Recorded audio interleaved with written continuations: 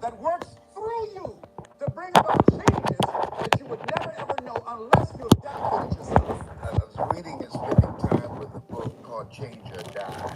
The book proved that most people would rather die than change. That's real.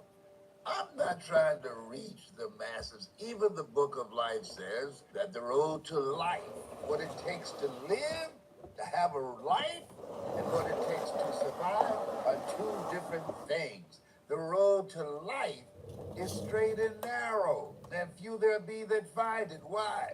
Because the majority of people not looking for life. They just want to survive and be entertained and have a good time. The poor will always be among you. And Reverend Ike said, the best thing to do for the poor is not to be one of them. Step out of line.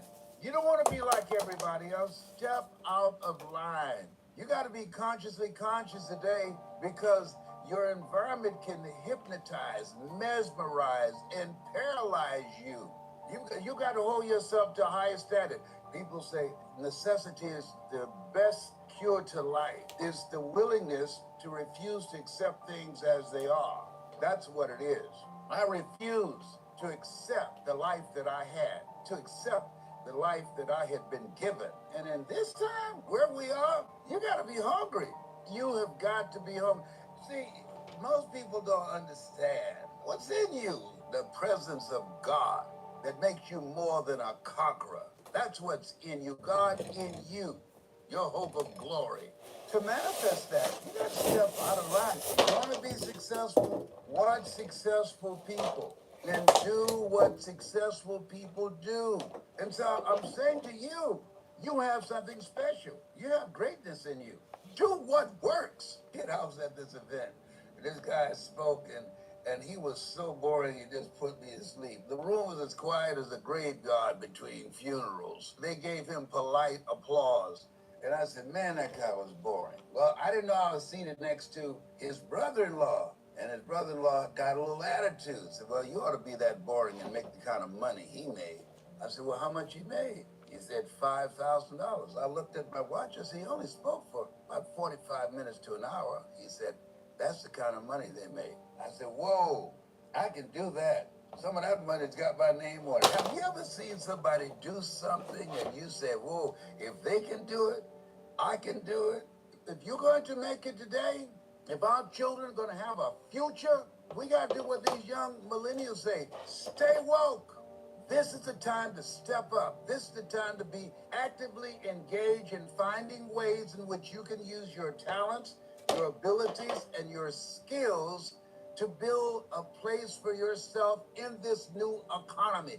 When I was fired from radio, I had to find another way to use my talent, to use my voice, to take care of my family. I had to be willing to learn something new. If you do what works, then that is follow the money. And if you're willing to learn something new, the possibilities are unlimited as to what you can do. Watch successful people and do what they do. Invest in you. Learn something that can help you to begin to make the adjustment to the changes that's taken place in the economy. We have conveniences now that we've never had. Hello, before. Everyone. You can order food to your house, organic. Hi. Why? Because that's what time it is. When I was a kid, you got on the elevator, there's a person there that asked, what floor, please? And then technology came and eliminated that person. We're going through something that's always been with us. Creative destruction. Something that was created to take over a certain position, and it destroyed what was there. That's been going on for a long time. I'm trying to put this together. That didn't just happen. They have technology to teach people how to speak. Yes, pray for me. I want to see that artificial intelligence tell you their story and touch your heart and tell you the things that they've gone through and the setbacks they've had and what it means to be hungry and how they got fired from the job. You want to position yourself that what you bring is unique. What you bring is indispensable. Technology don't have a heart. Bet on you. Invest in you. Majority of people are not going to make it. Reverend Ike was right. The best thing to do for the poor is not to be one of them. Most people, because they're lazy, because they're not willing to learn, they're hoping that the government will save them because of fear, because of doubt, they're stuck. And many of them waiting on God. And God is waiting on them. There's a difference between working hands and praying lips. I love what Mary McLeod Bethune said. Pray as if everything depends upon God. And work as if everything depends upon you. And so when you look at yourself, look at your goals and dreams. You want to do that which comes naturally to you, something that you can do with your eyes closed. I love helping people. That's what I do. I love making you feel good. I love inspiring you. Challenge yourself. Let me share something with you. You now need it more than ever before because there are people going through tough times. We were poor, but we didn't know it. We didn't know it. Now, why do I say that you have greatness in you? Life is about evolving. See, we've been trained to do something that we were not meant to be. We've been trained for the mindset of a job, the journey of the broke. And when you retire on 40%, which wasn't enough in the first place. You are supposed to evolve. That's what life is about, evolving. I was a disc jockey. I was evolving. And there I am with my reason. What's your reasons? You got to have something that becomes your rod and staff to comfort you when the tough times come. And they're going to come. And every time life slapped me down, I tried to land on my back because I knew if I could look up, I could get up. And when I looked up, I saw a vision of my mother. And I said, Mama, I'm getting back up. Mama, you will not go to a nursing home. Mama, I will take care of you. And that got me up off the canvas. Sorry, I'm not talking as much. I'm really trying to put this together for real. Inspire you. If you know the why for living, you can endure almost anyhow. Evolve. You're supposed to evolve. You're not supposed to be doing a job for the rest of your life, being one-dimensional. We've been trained to be one-dimensional. We've been trained to what to think, not how to think. Evolve. Given where I came from, I can teach you a thing or two. So it won't take you as long as it took me because I did not know. I had this in me. You are supposed to evolve. Most people take their greatness, take their talents, take their skills to the cemetery. No, life has no duplicate. You want to live now. You want to take a chance on you. You want to believe in you. Am I making any sense to you? Somebody's waiting on this. Somebody's ready.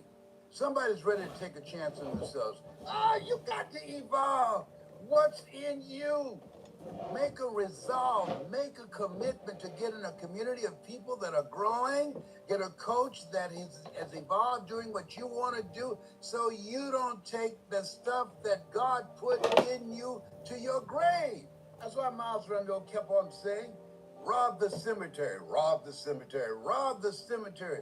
You got so much more stuff in you than you realize. You know how many people you've seen and looked in the mirror at that have so much intelligence and abilities and talents and skills they never put to use for themselves. You're here to evolve. You don't know. You got to take a chance on you. Call forth those things that be not as though they were. Why do I speak about this with such conviction? Because I'm living it. Others talk about it. I'm living it. I have done it. Stick a fork in it. It's done. I've done it. I paved the way. I know what it takes to earn your first million. And I did it before the internet, before Twitter, before Facebook, before Instagram, and all these other platforms out here. This is your time. This is your time. There's more opportunity now than ever before. Don't spend time around people who are whining and complaining. You can change your life. And what's the difference between those who are successful and those not successful? Out of every 100 Americans you see, at the age of 25, by the time they reach 65, one will be rich, four will be independently wealthy, five will still be working, 36 will be dead, and 54 will be dependent upon welfare, family, and friends. The average American, by the time they reach retirement age, will have a net cash value of $250. And so this is the time that you have to take matters in your own hand. What's the birth of hunger in your life? Well, I said something's got to give. I don't like this life that I'm living. Something's got to give. I'm tired of getting my paycheck and it was gone before I even got it, before I could even cash it. Something's got to give.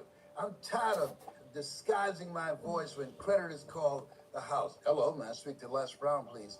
Sorry, but he's not here. You sound like Les Brown. Don't you go there, big boy. When a team loses, have a losing season, they don't fire the team, they fire the coach.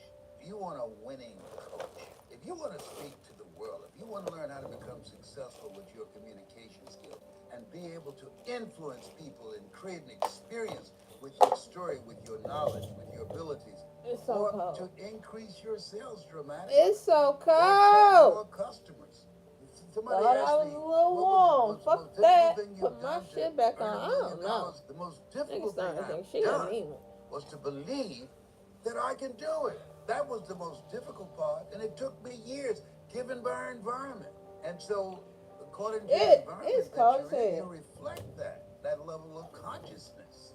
And the people that are able to get out are people that are hungry. The people that are able to escape are people that are investing in themselves and developing themselves, that read and turn the television off.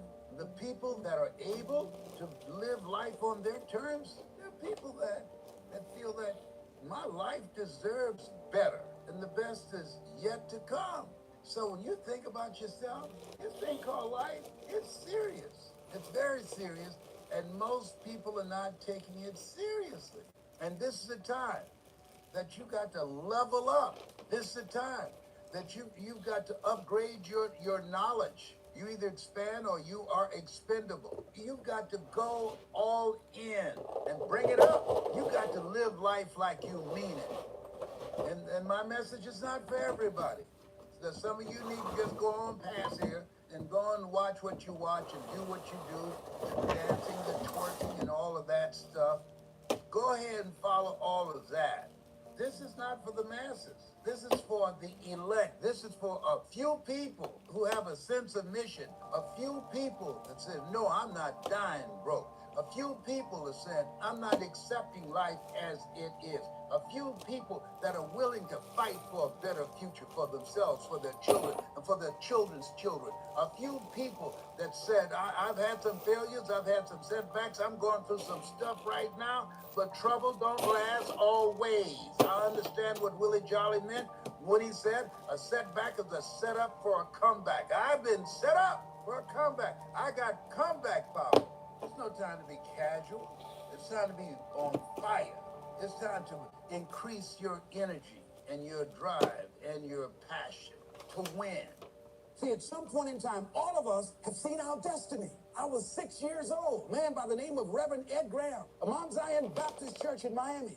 I was 6 years old right before Christmas. My mother was ill. We had no food in the house. And this tall, strapping man around 6'1" came to the door with a food basket in his hand. And he says, hello, is this the Brown family? My mother said, yes. I understand that you have 2 sons and a daughter, and that you have no food. Yes, I'm from Mount Zion Baptist Church, and around Christmas time, we pass out food baskets to needy families. Take the back. There was a man who was an efficient builder. He had worked for years in a large company and had reached the age of retirement. His employer asked him to build one more house. It was to be his last commission. The builder took the job, but his heart was not involved. He used inferior materials. Timber was poor. And he failed to see the many things that should have been clear to him had he shown even his normal interest in his work. When the house was eventually finished, his employer came to him and said, the house is yours. Here's the key. It's a present from me. The builder immediately regretted that he had not used the best materials and engaged the most capable workers. If only he had known that the house was for him. If he had made a commitment with his life, with his craft, that I'm going to give my best at all times, even if this is my last job, I'm going to give it my best shot because that expresses who I am. He would have been more appreciative of that gift. Would you imagine that? The next thing is live each day with integrity. Don't try and get over in life. Don't try and cheat. See, a lot of people like to try and cheat. I was with a friend of mine, and we went into a service station to get some gas. They gave me back too much change. I discovered it down the road, and I was turning around going back. Guy said, "You're a fool. Hey, man, what when they don't give people enough change? You think they flag the people down?" I said, "I'm not responsible for them. I'm responsible for me." I went back and I told the guy, "Excuse me, sir, you gave me a $20 bill too much." I gave it to the guy just took it and walked away, didn't say thank you. The guy in the car laughed, said, "I told you, you fool! I'd have kept that." I said, "I'm not responsible for his attitude. I don't care, knowing that he would not say thank you, I would still give it back to him. Because my image of myself says, hey, you don't take something that doesn't belong to you. That's the way my mother raised me. Don't try and cheat. This little bit won't count. Everything counts." A lot of people have been calling me saying, "Hey, man, I read about you in Ebony. Boy, you're lucky." Ladies and gentlemen, let me tell you something. Here's something else. 3 P's to have in your life. In working on your dream and doing your life work, you must be patient, persistent, and positive, no matter what. I called John H. Johnson for 2.5 years to get in that magazine. The first time I called him, he wouldn't talk to me. Then I was persistent, trying to find out who knew him that could invite me there to meet him or an opportunity to speak so that he could hear me. And I met a guy who worked for him. And I said, "Hey, I'd like to speak to you guys. Just want to know, will he be in the audience?" They said, "Yes, good." I spoke and I tried to tear the microphone up. And he said after I finished, "Hey, young man, you're quite impressive. I'm going to have my staff do an article on you." I said, "Thank you, Mr. Johnson." And I sent him information on the Federal Express. And it didn't happen. Waited for a month and it didn't happen. Waited for 2 months. It didn't happen. I started calling every month. "Hello, how are you? May I speak to Mr. Johnson? I'm sorry, he's not available." "Tell him Les Brown calling. I just want to say thank you very much for the article when he puts it in." I kept on doing it, kept on calling, sending new articles, sending new information on me, kept on upgrading the information on me, sending him thank you letters. "Thank you, Mr. Johnson." I was always positive. I could have gotten negative and said, "Why did you lie to me? Why you don't tell me you were going to put me in the magazine and you didn't do it?" I could have got an attitude. Be positive no matter what. Because when you are negative, ladies and gentlemen, you're sending out negative energy and you're blocking your good. So don't send out any negative energy. Don't take it personal. I didn't care what he thought of me or the staff, that I was a nuisance to them. They get paid to deal with people like me. I wanted to be in that magazine. They got a subscription of 1.7 million people. Ask me, do I care what they think about me? Any sensible, reasonable, intelligent person knows if somebody doesn't call you back after 2.5 years, they don't want to talk to you. Ask me, do I care about that? Results don't lie. I'm in the magazine. Hello, hello, hello.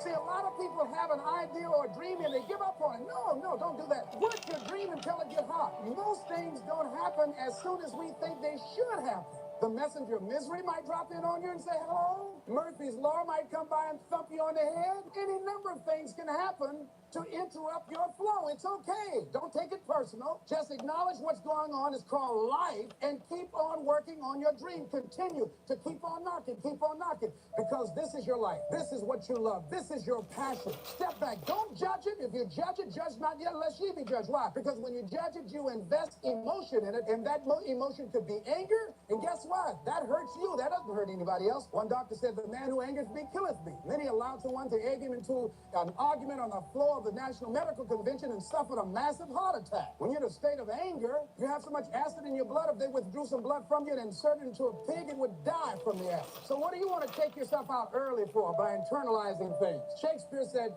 "Nothing is neither good nor bad, but thinking makes it so." So judge not according to appearances, but right judgment, and feel that everything is going to work out for you because you're patient, you're persistent, and you're going to be positive no matter what. Don't allow other things or people or circumstances to determine what your reaction is going to be. I was out to dinner with some people, and we had a waitress that was quite discourteous and rude. And the people around me took an attitude about it. I learned how to observe life. I think that In order to overcome life, you've got to learn how to observe it. Just stand back and watch what's going on and choose not to buy into it. I said, excuse me, ma'am. Do you know what TIP stands for? She said, no. I said, TIP stands for to ensure promptness. We've been sitting here a long time. I want to give you $5 up front to ensure a prompt meal. Would you assist me? She gave me the biggest smile and said, well, of course I will. And I said, by the way, I'm not with these people. I'm going to be sitting at another table. Please put my meal over there. Serve them by themselves. See, I don't want to make anybody angry who goes behind closed doors to prepare my food. I got my food. If I told them, I said, if I were you, I wouldn't eat that. Where's the manager? I want to see him. She said, I'll get him just a minute. I know what she did to their food. I said, eat that at your own risk. I don't even want y'all driving me home. I get the cab. No. I don't know when that's going to take effect on you. So don't allow people to determine how you are going to respond to them or circumstances. Learn to look at it. A friend of mine, Tom Perkins, handsome, articulate man in his mid-50s. He had a tremendous business, and at the height of his success, someone was killed in his business. He was sued and lost $750,000. Lost his business, lost his family, lost his home, everything. He was devastated, ladies and gentlemen. He started living in his car. He would wash up in a McDonald's across from Howard University on Georgia Avenue in Washington, D.C. He said, Les, I was so depressed. He said, I had everything, and then one day I lost it all. He said, I didn't want to live anymore. He got some sleeping pills, and he took over 35 sleeping pills, and he laid down, folded his hands across his chest, and he said he went to sleep to die. 2 days later, much to his amazement, he woke up. He couldn't even get that right. I said, what happened then, Tom? He said, an incredible thing happened. He said he was laying there for a moment. He said, and a voice said to him inside his mind, it wasn't your life to take. That was one thing. He said, since that day, when I get any major challenges, I don't take it on myself personally. I feel that I've got somebody with me. He said, I'll never leave you nor forsake you. He said, hey, I said, God, you got to handle this for me. This is too much for me. He said, I don't sweat the challenges of life because it's all small stuff. See, whatever you're worried about, if someone called you right now and say, listen, you got 2 days to live, I'm telling you, you won't be worried about your bills, ladies and gentlemen. You won't be worried about whether or not somebody loves you or cheating on you, okay? So put things in perspective. Here's something else Tommy said that I think is important. He said that the voice also said to him, if you One change down. your way, I'll give you far more than you ever 1,000 more to go. Look at your life right now. If you want to keep on getting what you're getting, keep on doing what you're doing. You've got to be willing to change your ways.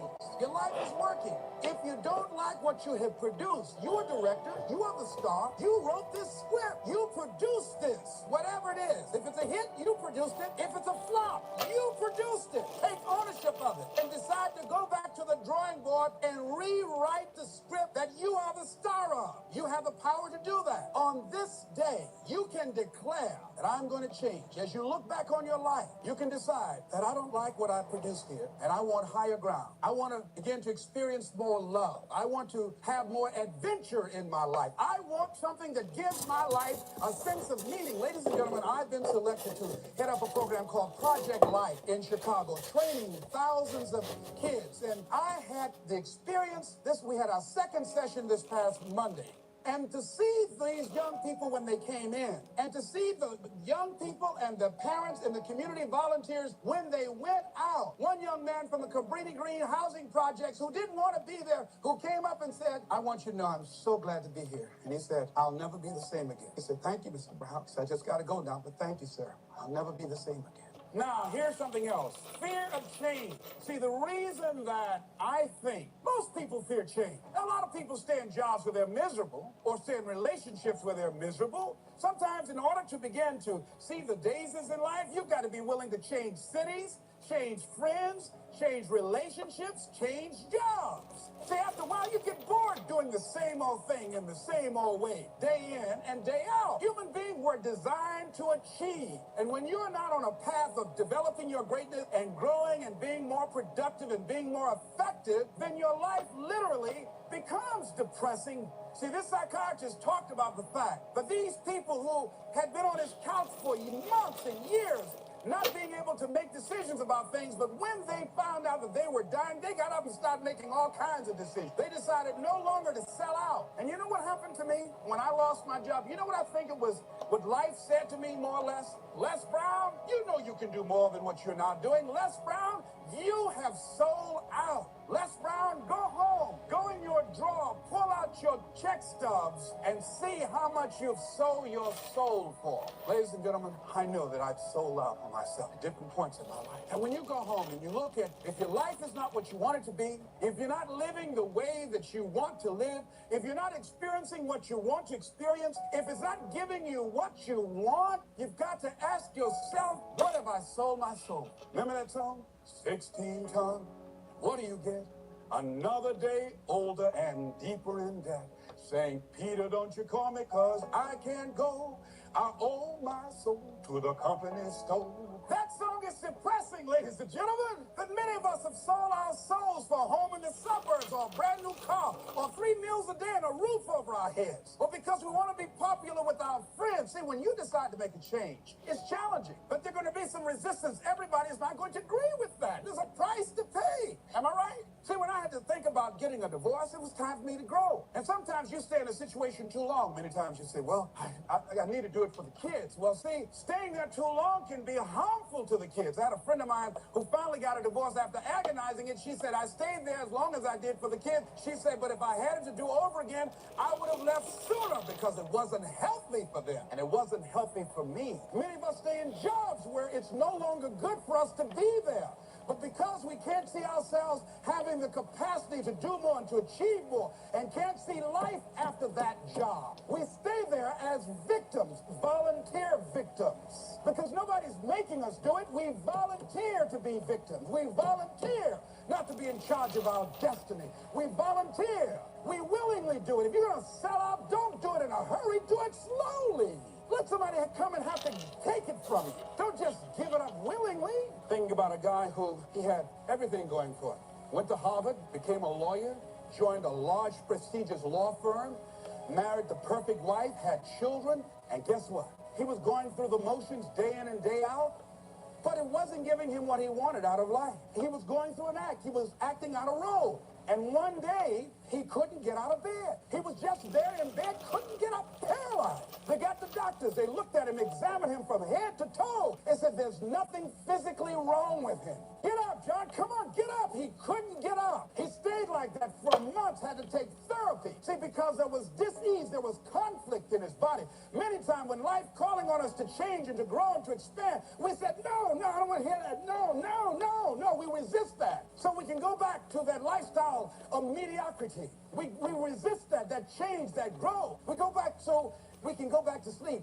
Winston Churchill said the truth is incontrovertible. Malice may attack it, ignorance may deride it, but at the end, there it is. Carlyle said, truth crushed the earth shall rise again. We know scripture says, ye shall know the truth, and the truth shall set you free. But the truth that will set men free is the truth that men don't want to hear. So we don't want to hear. You got to change. You got to take responsibility for your stuff. You got to clean your act up. You are not your act. At a time when people are feeling a great deal of anxiety and fear and reservations about the future, at a time when people are going to work and don't know whether or not they will have a job when they get off, and not necessarily because of their performance, but because of what's happening in the economy, at a time when there are challenges more so than ever before in personal relationships, when we look at what's happening on the crime level and what's happening with our youth, but many times I'm sure that we've all taken just to stop and reflect. Many times when we hear what's happening in the news or read the newspapers, where's all of this leading to? What's going on here? And so I think that now more than ever, we must begin to look at what are the things that we can do that would put us on some firm footing in life, that will enable us to do some things and use some powers that we have, that many of us go through life never ever discovering that we have those things going for us. And part of that, I believe, is knowing what it is your life worth. What is it that gives your life a sense of meaning and purpose? Because once you find that, it puts you in your power place. See, if you know what your life work is, I encourage you to start working on it. If you can't do it all at one time, do just a little bit of it. And if you don't know what it is that you showed up to do, if you don't know why you're here, I encourage you to find out what your purpose is here. What is the meaning of your life? What will be different? Have you ever asked yourself that question? I've done that. I remember coming from a friend of mine's funeral, and I was reflecting on how much time I had left. And I went for a walk in a park thinking about this guy whose life was so promising. And I mean, he wasn't an old guy. He was quite young, in fact. And I thought about all of the things that he said he was going to do, and he never got a chance to do those things. And I started thinking about my own life and how much time I had left to do the things that I would like to do. And at that time, I wasn't sure what my life purpose was, what my life's work was. I wasn't sure about it at that time. And I thought about it quite a lot. I had some idea, but I wasn't convinced, and I don't think I felt worthy. I didn't believe that it could be me to do this kind of work that I'm doing right now. And I say to you that if you begin to take a conscious effort to find out what it is that you're supposed to do, I say that it can literally save your life. I said that it can literally save your life. I was telling a group of people of a study that was conducted. Dr. Larry Darcy, who wrote a book called Recovering the Soul, he said, human beings are the only living species that has achieved the dubious distinction of dying or having a stroke or a heart attack on a certain day. If you ask most people, what would you say the primary cause of why people will have a heart attack or stroke? Many people will say, well, because they smoke cigarettes, or because of high cholesterol, or because of stress, or because of obesity, and all of those things are contributing factors. But ladies and gentlemen, more heart attacks take place in this country on Monday morning between 8 and 9 a.m.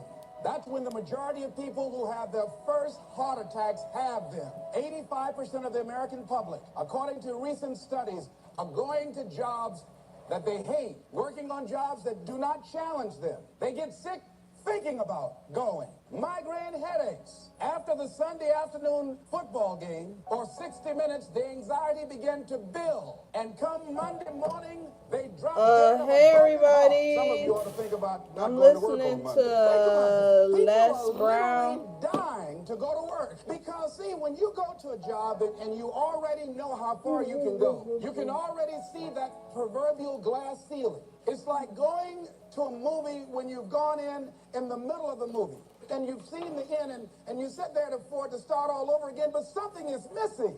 You know what the outcome is going to be. You can't get excited about going through that movie all over again. Am I correct? See, when you're going someplace and you already know how much you're going to make, you already know how far you can go, you're in a dead-end position. It erodes your self-esteem. It lowers your sense of yourself. It creates an inner turmoil. It creates an emptiness in you. So I say that your life is worth finding what it is that you're supposed to do. And I'm not saying quit your job. I'm saying find it and do just a little bit of it. When I wanted to become involved in speaking, I started just learning quotes, listening to other people's tapes, going to seminars, going to workshops, asking other people to help me. Just start working at it just a little bit, but do find out what your work is and hold on to it, and don't let your dream go. Don't let it go. See, and here's something else I want you to begin to look at. Why is it that most people don't pursue their dreams or don't do better than what they're doing if they're capable of doing it? I think that many of us don't go the next step because we don't know what to do yet.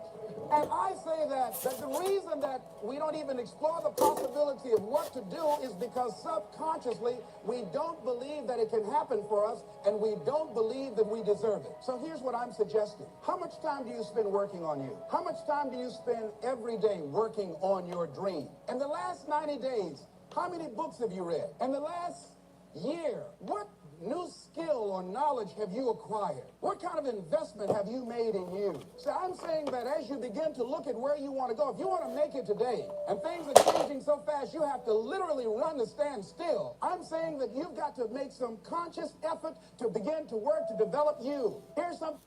Most people are not living their dreams because of fear, ladies and gentlemen. I was in Columbus, Ohio yesterday speaking for a particular Ohio department. Young lady named Karen who greeted me, who organized the event. Very talented, very skillful. And she was talking about she wanted to become involved in the consulting business. I said, why aren't you doing it? I said, you have the ability. I said, you're not here because they like you. You're here because you're doing the job. You're making things happen. And she came up with all kind of ideas, but finally she said, I guess I can't see myself doing it. I guess I'm afraid. Fear limited vision and lack of self-esteem is what keep most people doing things they don't want to do.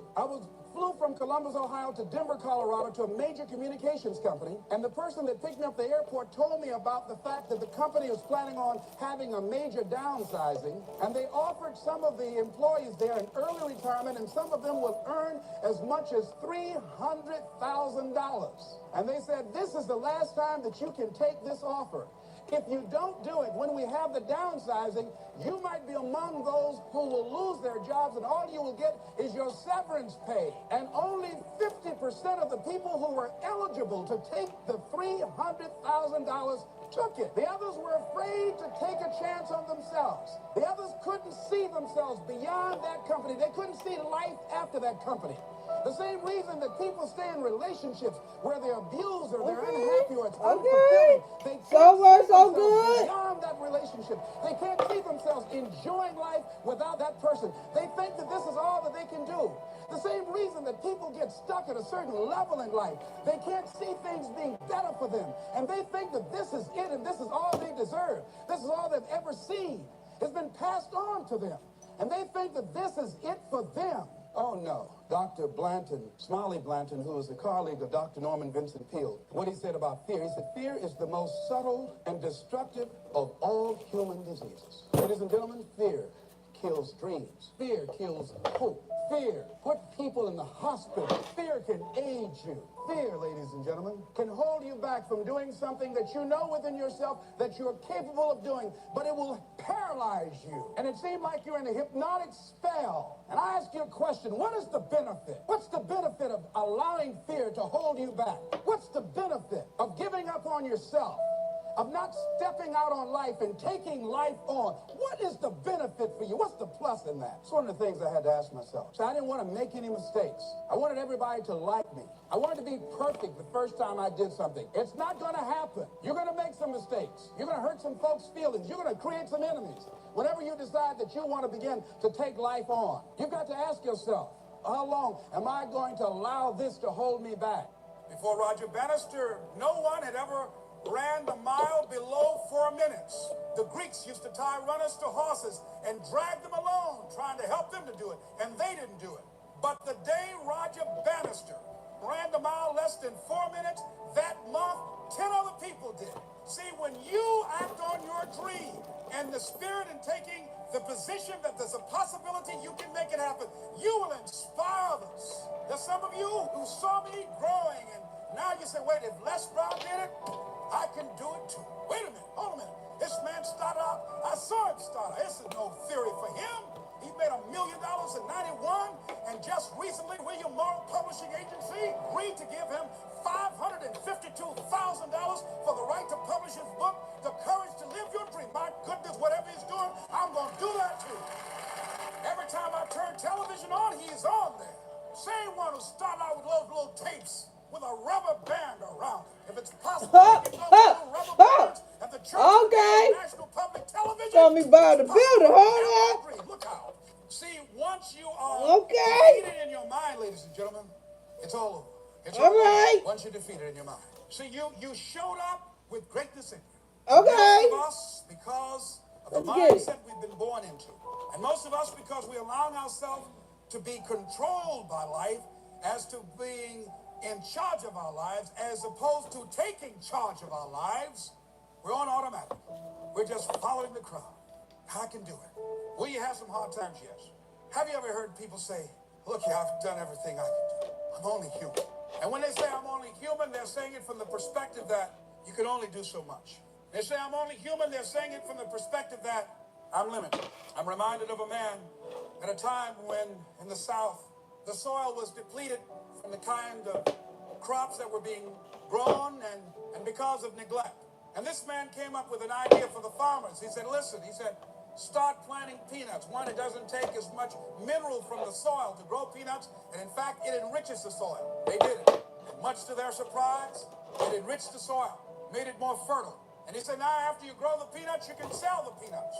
And this man was hailed and recognized and praised for his revolutionary idea. But then after a while, when there was an abundance of peanuts, The same man who was praised now was condemned and criticized for coming up with this asinine idea. Hey, come on, what are we going to do? Feed our families peanuts? We can't sell all these peanuts. We can't eat all these peanuts. You were stupid for telling us this. And this man, who was doing what he could and what he had, he felt condemned. And he withdrew to his laboratory. And he said, Lord, what can I do to handle this situation? Sometimes you're going to have to retreat. I was there. I know what it is to walk the floor and you don't know how you're going to make it. When people no longer believe in you. And you got all you got. And you got to say to yourself, when you fail again and again, they tell you no. Sometimes with tears in your eyes, hey, it's possible. In spite of this, it's possible I can make it again. When life knocks you down, sometimes you have to take 2 steps backwards to go forward. It's possible. When life staggers you, the thing that'll get you up on your knees and get you standing in the center of the ring and find something from somewhere deep down in to keep on slugging and keep on fighting is, it's possible. I don't know where I'll get the strength from, but it's possible. If I just stand long enough, I can pull this off. And this man stayed in that laboratory. He said, God, give me an answer. You're going to have to ask sometimes life to give you an answer. Lead me. Tell me what to do, where to go. I need some help. I need some guidance. And after staying in his laboratory, he came out. And with just a peanut, ladies and gentlemen, with just a peanut, he made an announcement. He says, listen, come. He said, I've discovered 300 uses for this peanut. You can make 12 different dyes. You can make powder with it. You can make cardboard with it. I've got other uses. And he discovered over 600 uses for the sweet potato. I just think, George Washington Carver made penicillin from a peanut.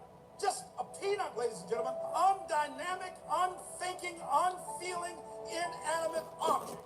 There are 300 uses that we know about. Now just think, if that happened, then what can be done with a dynamic, thinking, feeling, creative human being? Think about your goal. Go to the store, get you a peanut, and put it someplace special. And look at that peanut every time you doubt the possibilities of your life and the uses of your life, of your genius. Just look at that peanut. I want you to look at your life, to look at your dream, and say, it's possible. When you're facing defeat, disappointment, seem like life has written you off and everybody saying you can't do it. You don't have what it takes. I'm not asking you to say, yes, I can do it. But see, no one, there are too many variables in life that can happen, that can enable you to pull it out. No one can say that. All you need to affirm that in spite of this, in spite of these odds, it's possible that I can do it. Think about your goal. Just say, it's possible. And all I want you to do every day is just say to yourself, when you feel that inner negative conversation saying you can't do it, just say, it's possible. It's possible. It's possible. All of us are basically the same. The only difference between the haves and the have-nots are their habits.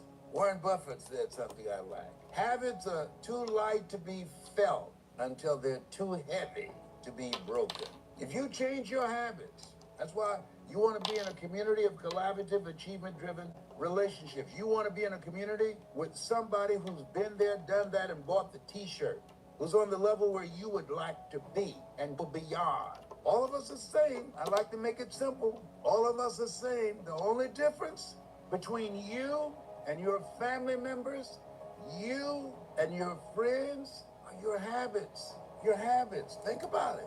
I separated myself from somebody the other day that I love that person's habits. Well, why didn't you try and help them? Because they wouldn't help themselves. It takes energy to live the life that you want to live. And most people are not willing to change their habits. They just want to do what they want to do. There's a process to becoming successful, to releasing your greatness, to identifying your goals and being able to go through the hoops and work through systemic racism and all the other barriers that we're aware of and not aware of. There's a process. And the ones who break through, like me, you got to be hungry. How did you do it? Born in an abandoned building on a floor with a twin brother. Don't even know your parents. Labeled educable, mentally retarded. I was hungry. How how did you do it after failing in the 8th grade at Booker T. Washington High School in Miami? I was hungry. That's how I did it. You want to make it? You got to be hungry.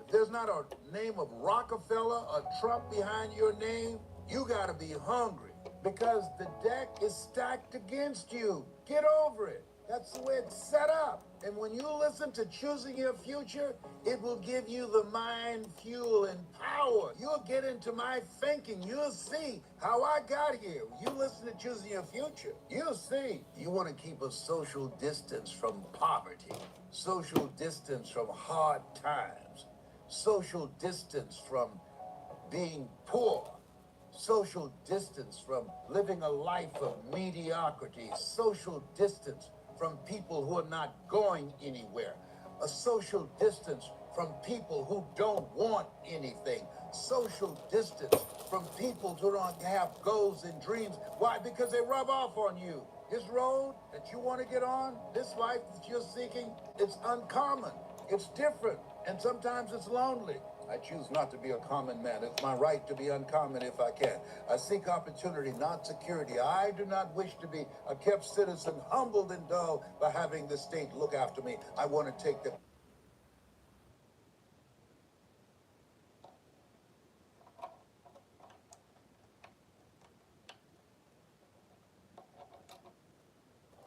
to the still calm of utopia. I will never cower before the master, nor bend to any threat. It's my heritage to stand erect, proud and unafraid, and face the world boldly and say, this I have done. You know why you're listening to me? Because you're uncommon. Everything I'm saying is common sense, but common sense is not common practice. You're different. Get over it. Understand that. Everybody's not going to get it. Reverend Ike was right. The best thing to do for the poor is not be one. Other people who think like I think. Other people who can do what I've done plus more. Why? That's just the way it is. Jesus said, all power's in my hands. Got to tell you. Les, why are you on today? Because I want to help those who want to be helped. Those who just need a way out. Those who just need a word. There was a point in my life that said, Lord, give me a sign when I was waiting for the sheriff to come and knock on the door. Give me a sign that you're real. And the knock came. I came to the door. I was holding the Bible and the Holy Quran and the Kabbalah. He said, you Les Brown? Yes, sir. We're here to evict you today. I said, I'm standing on his word. He said, no problem, sir.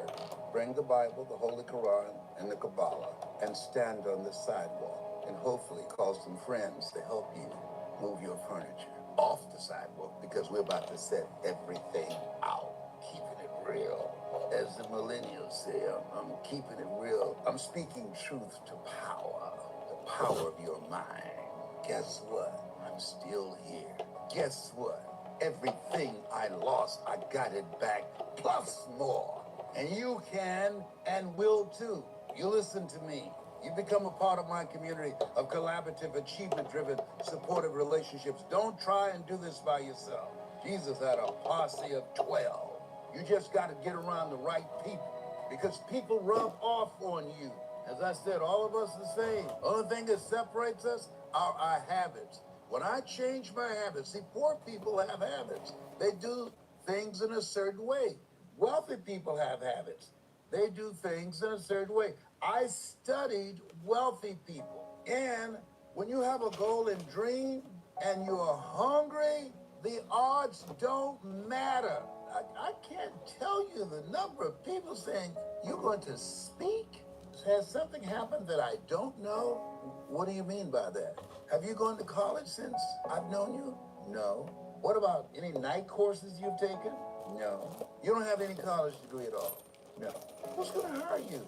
IBM, Xerox, General Electric, McDonald's Corporation, Fortune 500 companies, churches, organizations around the world. How are you going to develop the credibility? I don't know. I'm taught, lean not into thine own understanding. I'm taught, walk by faith and not by sight. I'm taught, commit thy works unto the Lord, and thy thoughts shall be established. In all thy ways acknowledge him, and he shall direct thy path. Have you ever had people tell you you crazy because your dream is too big? Too big for who? Listen to me. Never let someone tell you what you can't do, especially if they haven't done it. They don't know you like that. Life is like an elevator. The higher you go up, you have to stop and let some people off because they don't share your vision. They're not in alignment with your purpose. In order to achieve your goals, it takes everything in you. A.L. Williams, come forth, sir. He said, all you can do is all you can do. And all you can do is enough. But make sure you do all you can do. If you had your life to live over again, could you have done more than what you have done thus far? This thing called life, it's serious. And right now, this is the most serious time in my lifetime being on the planet. And so it requires serious effort. It requires a new game plan. It requires rituals and practices and habits that empower you, that will give you a breakthrough. You need breakthrough thinking in this period where you are. If you don't change yourself, if you don't change your mindset, you are unprepared for what you will see. You're unprepared. Why? Less because the world that you become conditioned to, the world that you once lived in, the requirements are different. That world no longer exists. There's nothing normal about it. Nothing. And we have to find a way to keep it moving, to work around it, to do what we need to do to stay alive. And don't join the crazies. You're here for a reason. You are here to do the greater work. I had to remind myself of that. And I said, what can I do to impact more people? And the computer gives me that opportunity to reach more people. Some people don't have nothing. And at least I can give away something that can lift their mind, their heart, and their spirit because I'm here as a result of God's grace and mercy. And he didn't give me an invoice. I'm grateful. This is a special moment. You have something special. I talked to a friend of mine, Jamal. He saw me yesterday and he said, man, he said, I couldn't sleep last night. I saw you yesterday. It triggered something in me. Triggered something in me. And I was working all night, man. See, everybody's not going to hear your voice. And that's okay. Don't get your feelings hurt. They're not on the same page with you. And it's okay. Communicate with the people who are. If you can't have the one you love, love the one you with. Your superpower is your calling.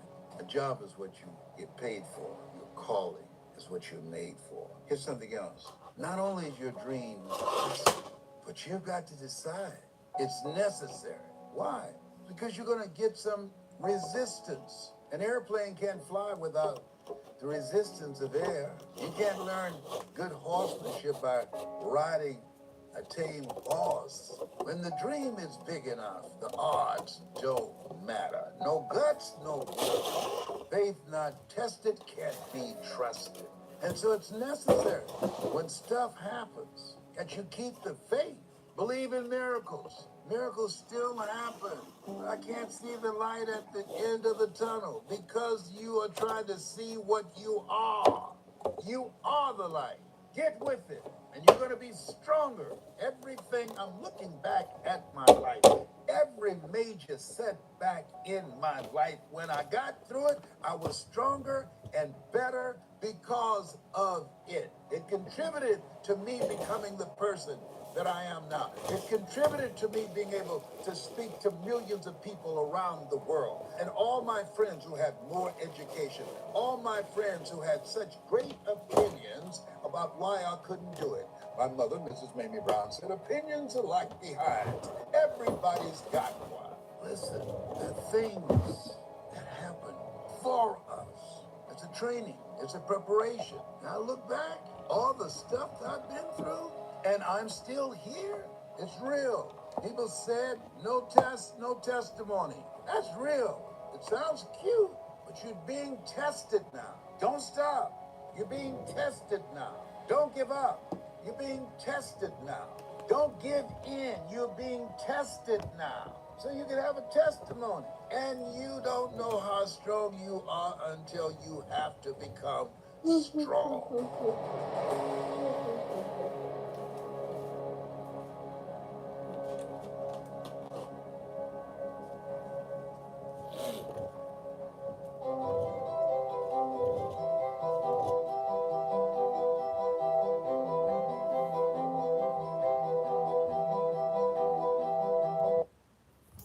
Why do you get up in the morning? Why do you work as hard as you do? Or why do you sometimes avoid the very work that could change your future? Why do some people live with passion while others quietly settle? These questions are not small questions. They sit at the center of a meaningful life. If you want your life to inspire you, you must begin by asking why. Because when the why is strong enough, the how begins to reveal itself. Many people drift through life without ever pausing long enough to examine their reasons. They follow routines they never chose, accept limits they never questioned, and wake up years later wondering where the time went. Do not let that be your story. Ask why you want more. Ask why you are willing to grow. Ask why your future deserves your disciplined attention. A powerful why creates energy. It pulls you forward on the days when motivation feels distant. It steadies you when challenges appear. It reminds you that your effort is connected to something deeper than temporary comfort. Understand this clearly. A person with a compelling reason can endure almost any difficulty. But a person without reasons is easily stopped by minor inconvenience. So begin there. Define your reasons. Perhaps your why is freedom. Freedom to control your schedule. Freedom to make choices without constant financial pressure. Freedom to give generously. Perhaps your why is contribution.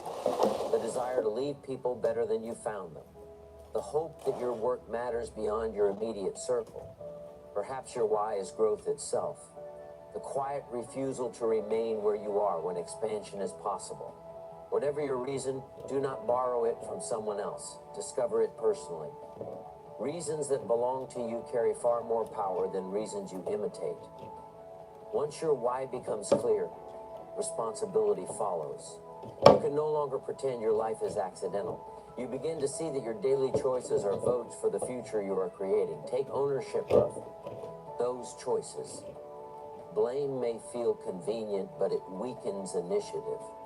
Responsibility, though heavier at first, builds strength. The moment you say, "My life is my responsibility," you step into leadership over your direction. You may not control every circumstance, yet you always control your preparation, your response, and your willingness to learn. Ask yourself why you would settle for less than you are capable of becoming. Comfort can be attractive, but unchecked comfort quietly limits possibility. Growth often asks you to step beyond what feels familiar. Do not interpret that discomfort as a signal to retreat. Often it is evidence that your world is expanding. Courage is not the absence of uncertainty. It is the decision that your reason is greater than your fear. Ask why you spend your time the way you do. Time is the most democratic resource in existence. Every person receives the same daily allotment, yet the outcomes differ dramatically based on how it is invested. Some spend time casually, others invest it deliberately. Investment requires intention. It means planning your days rather than drifting through them. It means giving attention to what builds your future instead of surrendering to what merely entertains you. When your why is vivid, protecting your time becomes easier. Another question worth asking is why you think the thoughts you think. Your mind is constantly shaping your expectations.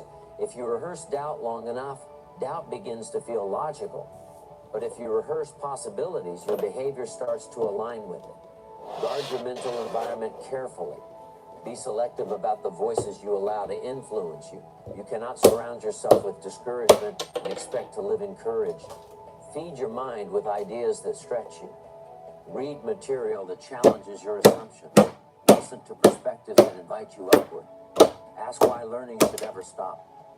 Education is not confined to classrooms. Life is both the teacher and the curriculum. Become a lifelong student. Curiosity keeps your perspective flexible. It prevents stagnation. The world changes rapidly, and those who continue learning adapt with it. Knowledge expands your options, but applied knowledge transforms them into opportunity. Do not collect information endlessly without using it.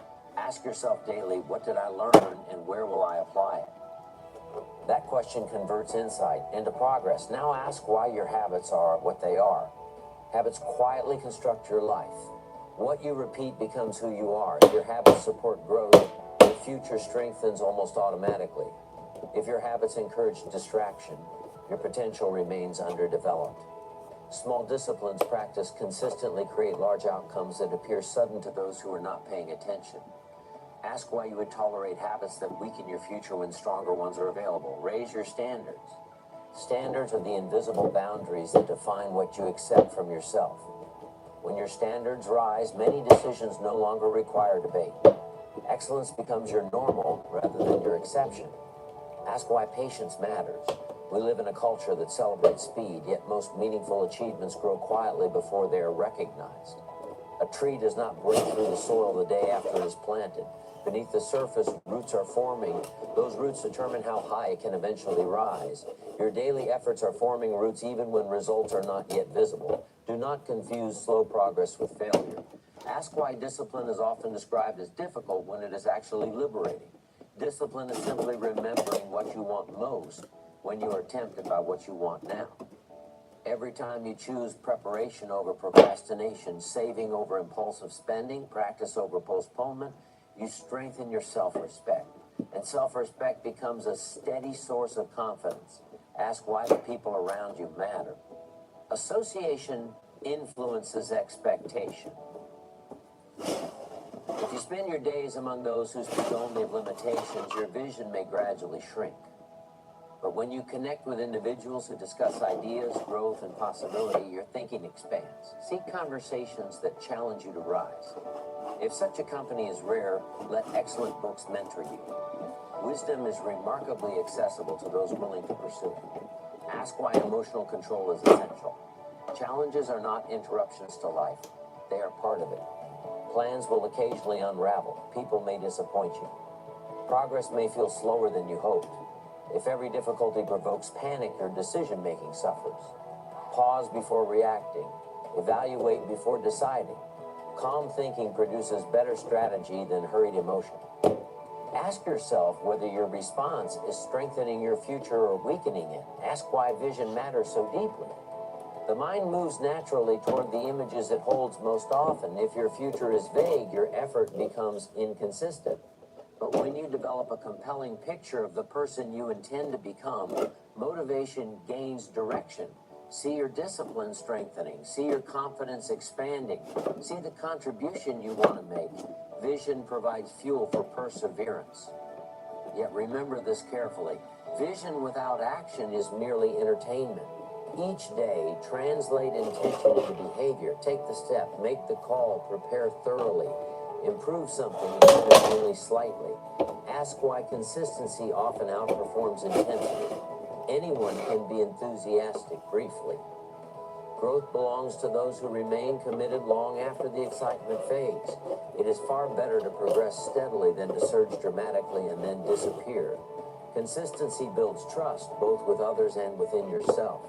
Ask why gratitude and ambition belong together. Gratitude keeps your heart grounded in appreciation for how far you have come.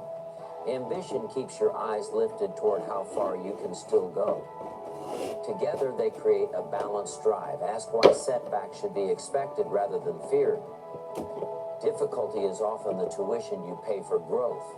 Each challenge carries instruction if you are willing to search for it. Do not waste adversity by learning nothing from it. Resilience is built by continuing when continuation would be easier to abandon.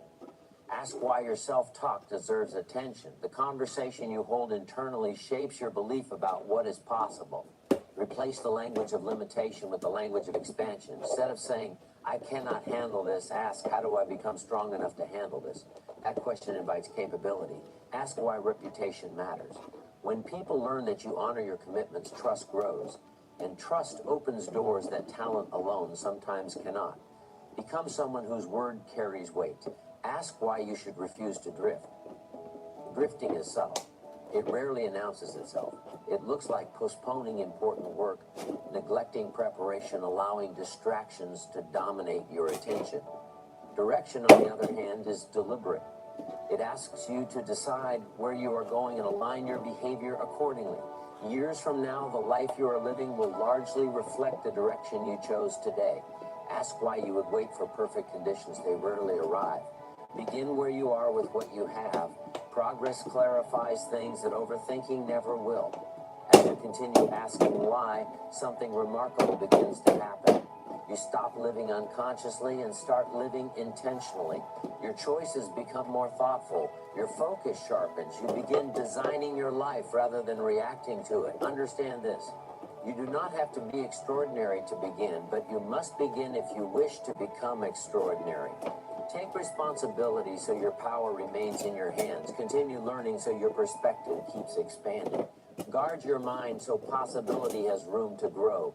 Raise your standards so excellence becomes familiar. Invest your time so your future gains strength.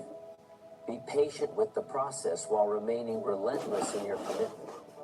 Growth is often quiet while it is forming, but given enough consistency, it becomes undeniable. Years from now, you will either wonder why you waited or feel grateful that you began. Choose gratitude. Stand tall in your purpose. Protect your focus from trivial distractions. Improve something every day, even if the improvement appears small, because small improvements compound into remarkable transformation. Let your life be driven by reasons that are deeply yours. Reasons that pull you forward on difficult days and steady you during uncertain seasons. Ask why you were given the potential you possess, if not to develop it. Ask why you would settle for less when more is available through disciplined growth.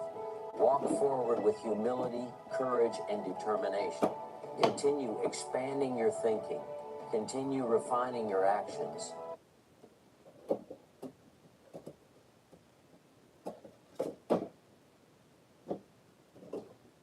Unlike other team management apps, when it comes to time theft, Connect Team's all about accurate payroll without the blame. GPS clock-ins, live tracking, geofencing with auto clock-out. That's what we call real-time visibility. Because let's be honest, you don't care what your team does on their lunch break.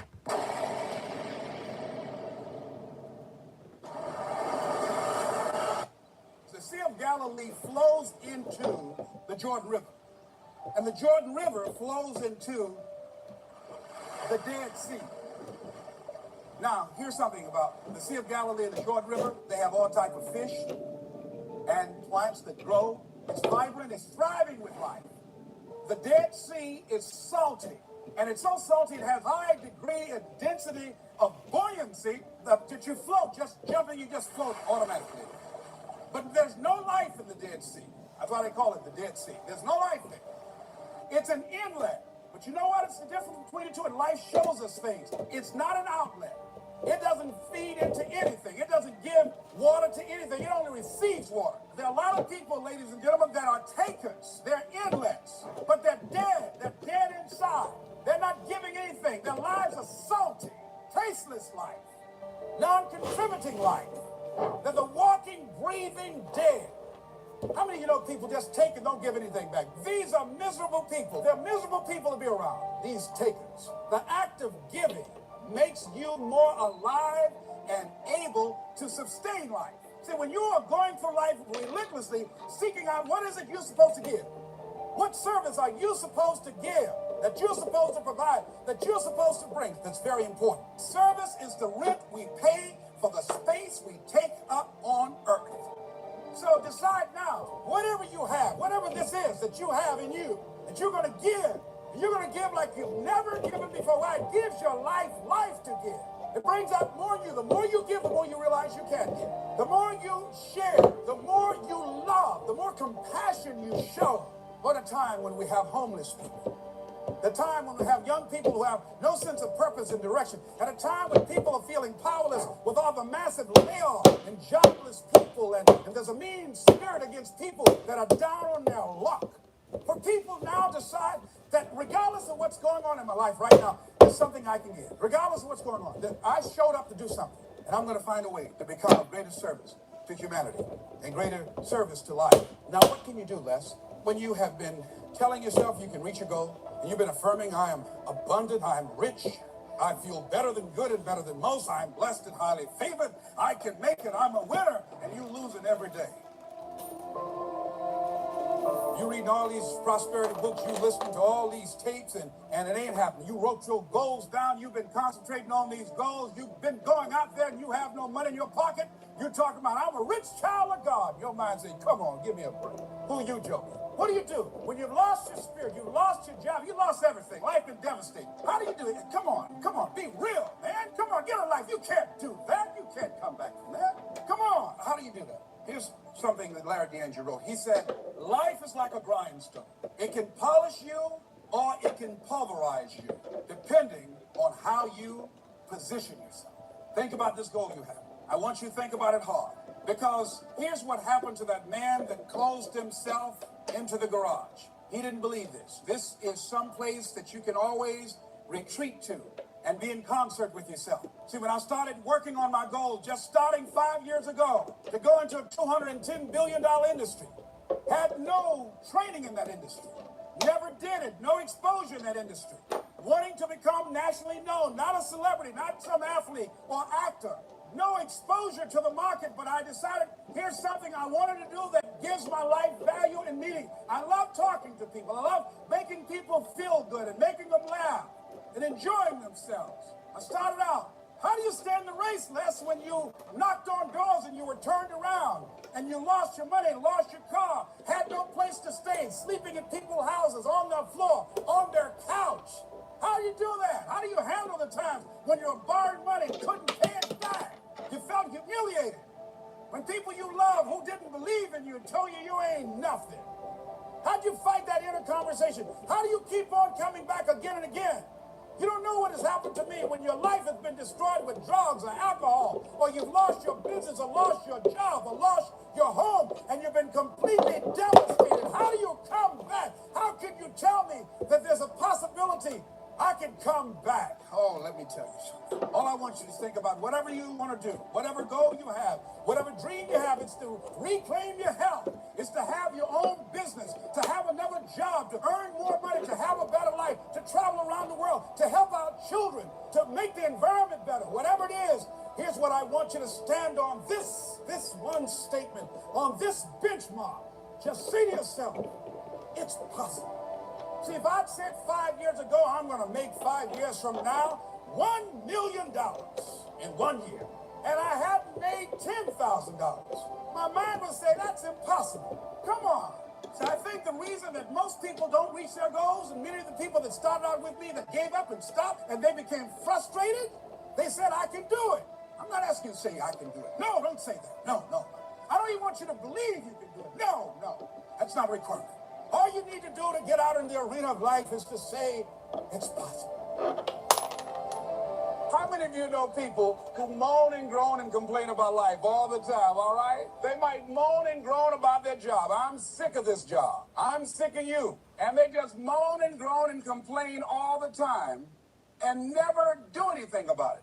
They haven't got to the point where they're sick and tired of being sick and tired. They just have enough energy to complain about it, and they consider that, in fact, they believe that that's equivalent to doing something about it, just complaining. No, that can't get you where you want to go. That cannot create your reality for you. The other thing that keeps most people from realizing their true greatness and their true potential, circumstances, their environment.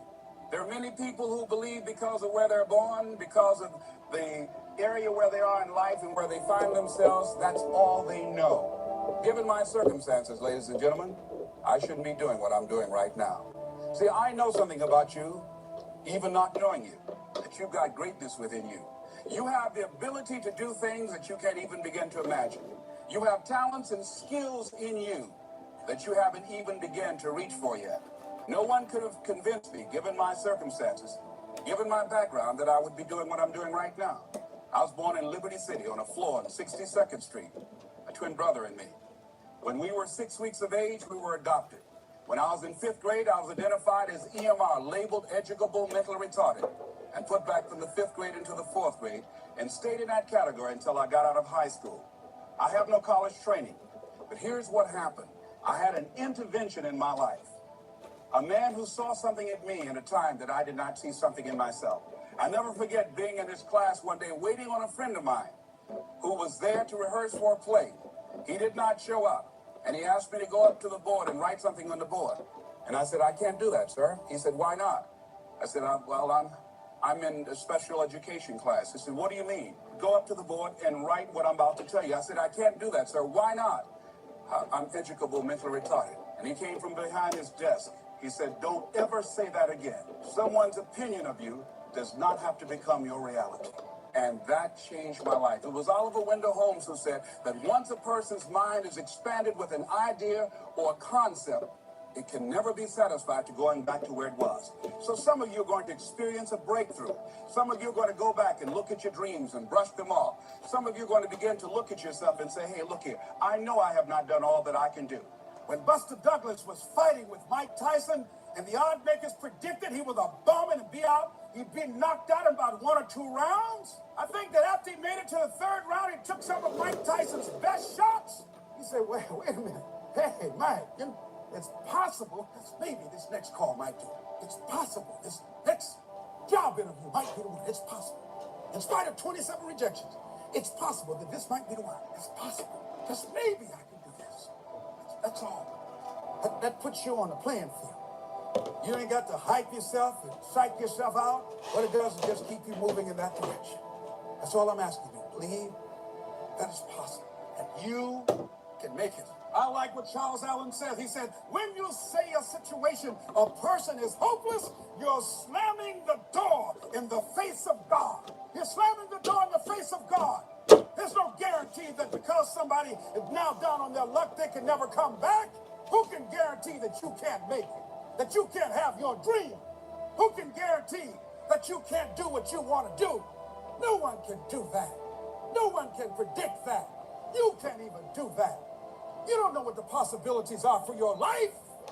Hey homeowners, if you're thinking about selling, watch this before filling out any other forms, okay? This offer isn't for everyone. We can't help if your property is listed with an agent. We buy houses that need work, not perfect homes for top dollar. If your place needs repairs or updating, it's vacant or inherited, or you're dealing with bad tenants, and you want to sell the house fast with a simple, no-hassle solution, we've got you. Here's how it works. Give us a quick call, tell us what's going on, and we'll put together a fair, no-obligation cash offer. No. All we need to do is we look at our dreams as we get ready to hit the floor. When that alarm clock goes off at 4 or 5 in the morning, your mind says no. You just say, this is what we do. It's what we do now. Because to get to where you want to go, the amount of pain involved, I'm not saying physical, I'm not saying you got to break yourself off. The amount of mental pain of how many times you're going to have to do something that you don't want to do to get to where you want to go is going to be, there's going to be more times you do something that you don't want to do than you are going to want to do it. And that's your new norm. That's your new norm. So then it's like breathing. And then once you do this over and over and over again, it becomes like breathing. I don't want to live this lifestyle, but to get to the other side of this, I have to put the shoes on and get grinding. At all times of your life, the mind has a tactical advantage over you. Why is that? It knows what you're afraid of. It knows your insecurities. It knows your deep, dark lies. And it starts to push you away from that. It pushes you in a direction that is comfortable. The mind controls everything. And once you start giving yourself more and more hope and start realizing, okay, the mind starts to be, okay, what are you doing? We're supposed to be going right, and you're going left. You start then controlling your mind. Start finding more in yourself. And then it goes from 40% to a lot further than that. But that's the start of it, though. Get to the spot where your mind is saying stop. Wherever that is, you gotta get there first. And then that's when that starts to work for you. You gotta control yourself in that moment. I'm okay with going on this easy highway over here. The easy highway has all these signs and directions how to get somewhere. And you have to first be uncomfortable with how you feel about yourself. With that voice that a lot of us like to run away from, we all have it. We all have that voice that say, hey man, you know, you're kind of whipping out right now. You're kind of being a little punk right now. But a lot of us say, okay, that's okay. It's okay to tell these little white lies to ourselves. So we first have to face the real you. The real me is David Goggins. The real me is a guy looking at you right now saying, I don't want to be on this show right now because I used to stutter as a kid. And I'm afraid of that. I'm afraid that here in a second, I'm going to start stammering and stuttering, and the whole world's going to know that I have all these issues. But that's when I see right now, okay, Goggins, you got to go on this show. That's Goggins. Goggins is saying, okay, David Goggins, you're a punk. Life made you this way. We can't live like this. We can't live in fear. We can't live in judgment. We can't be afraid of what the people right now are looking at me saying about me. We cannot be afraid of that. That's Goggins. Goggins saying, fuck all of you who don't like me, who don't want it. And that person then comes in. But you have to be David Goggins and say, man, I'm afraid of this. I'm up here. Life made me this way here. I stutter. I have these issues with reading and writing, and I'm fat and I'm insecure. You have to face that in that dark room. In that dark room is who you are. But in that dark room is where you have to create another human being that walks out of that dark room to face who you are. That's the only way you're going to get over all those things. You have to create someone else. Not like you have two different personalities. It is you. But you have to find strength. And that visualization of almost me cracking out Goggins, like almost like that Superman cape, like I'm coming out a different person, a person that doesn't give a fuck about anything, who doesn't care about being judged, who knows I'm weak, who knows I'm afraid, who says, whatever you think about me, take it, whatever, I'm here. That's Goggins. We all have different things in our life that have scarred us. We want to act like those scars don't exist. Those scars, like, you know, if you go out and you get cut, that scar is going to be there on your arm. You can go down and look at that cut and say, oh, or that scar and say, oh, that happened from, you know, I was in the kitchen, or what happened. We have the same thing on our brain. I have all these scars on my brain from growing up, from, you know, being abused, from suffering through life, from having a learning disability, from stuttering, from having just a really bad childhood. And so all those memories, I had to cut open that scar and go into it. And that was a hard process for me to do. Not only was that a hard process for me to do, for me to have the courage to share that with people, you know, because I'm the so-called toughest man on the planet. So they think. So for me to break open that shell and tell people, hey, that wasn't always me. You know, it's hard to do, you know. It's hard to do. So it was a tough process. This is where I come from. Yeah. And where I come from is hell. If you put yourself in the fire and you come out every day like this, brush it off, not scared to go back in there again, man, your truth is real. You come out every day, man, with a way of talking to people that people don't have, because there's no truth behind them. And the truth is the starting line. When you sit in the ugly mirror and say, I'm this, I'm this, I'm this, I'm this, you finally started your life. Maybe 40 years old. Maybe 40 years old. 5, 6 kids, wife, and so you look in that mirror and you say, I'm this, I'm this, I'm this, I'm this, I'm this. Well, basically, I'm not this, I'm not this, I'm not this, I can't do this, I can't do this, I'm all these insecurities. Your life finally started. I did all of the work alone. And while I'm still hard on myself, I know what I did. So whenever times get bad, people, all this, who's gonna carry the bolts and what? That's real. I hate that people know me for that guy, because that guy is not every day. Like, when they see me, they want that energy. That's not me every day.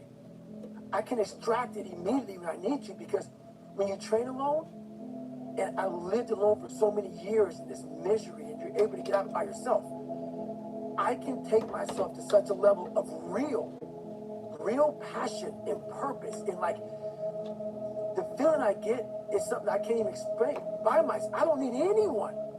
That's why people come to me to motivate them. No one can motivate me. I have a resume full of good motivation.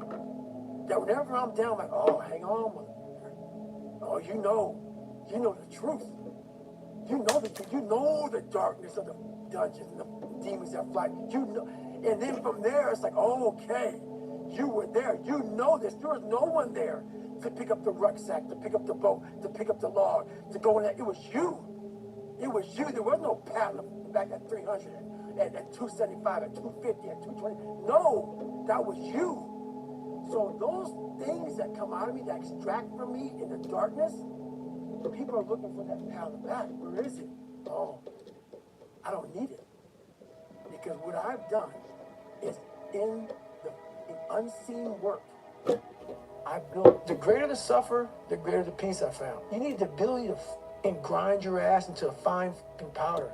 And when you're that fine powder, find a way to build that motherfucker back up repeatedly. It's another early morning.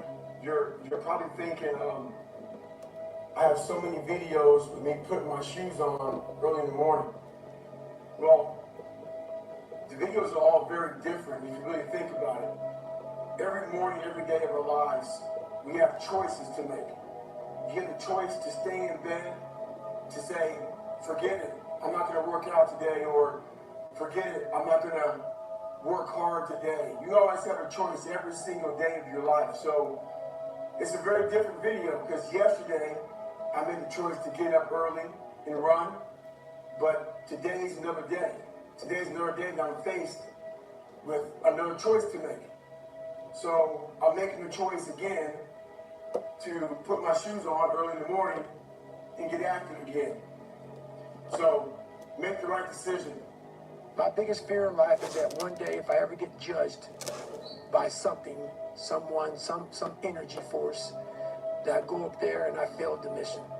Whatever force up there thought I was supposed to be some badass, and I went up there and underachieved. You know, I want that force up there that knows everything to be writing as I'm living, saying I had no idea he even had this in him. Mm-hmm. So I want to just be the best I can, and a lot of people say that. I truly mean that. You don't gain confidence by going to a spot that makes you feel. Honey. It's gonna be a false reality. And the second life gives you that challenge, all you want to do is go back to what made you confidence, or what gave you confidence. Is that happy spot? No. What gives you confidence, what gave me confidence, was spending years at a kitchen table trying to learn how to read and write on my own. Realizing I can't learn the way you learn. I can't. But I can learn. What gives you confidence, not being afraid, is overcoming the fear. It's not in that comfort zone. It's in the discomfort zone is where my confidence is getting built. Mm-hmm. That's where it's getting built. But people want an easier answer. Yeah. There has to be an easier way. There's not. I'm sorry. I searched for it my entire life. You have to face yourself. So many people live to be 100 years old and they die miserable, having everything, because they never examined. I call it my live autopsy. You never examine this. Happiness, peace, enlightenment, it's all up here, man. It's all up here. And when I start talking like this, people go, man, no, it's the truth, man. Yeah, it is true. It's all up here. You just gotta willing to go and face it. And that's the hard part.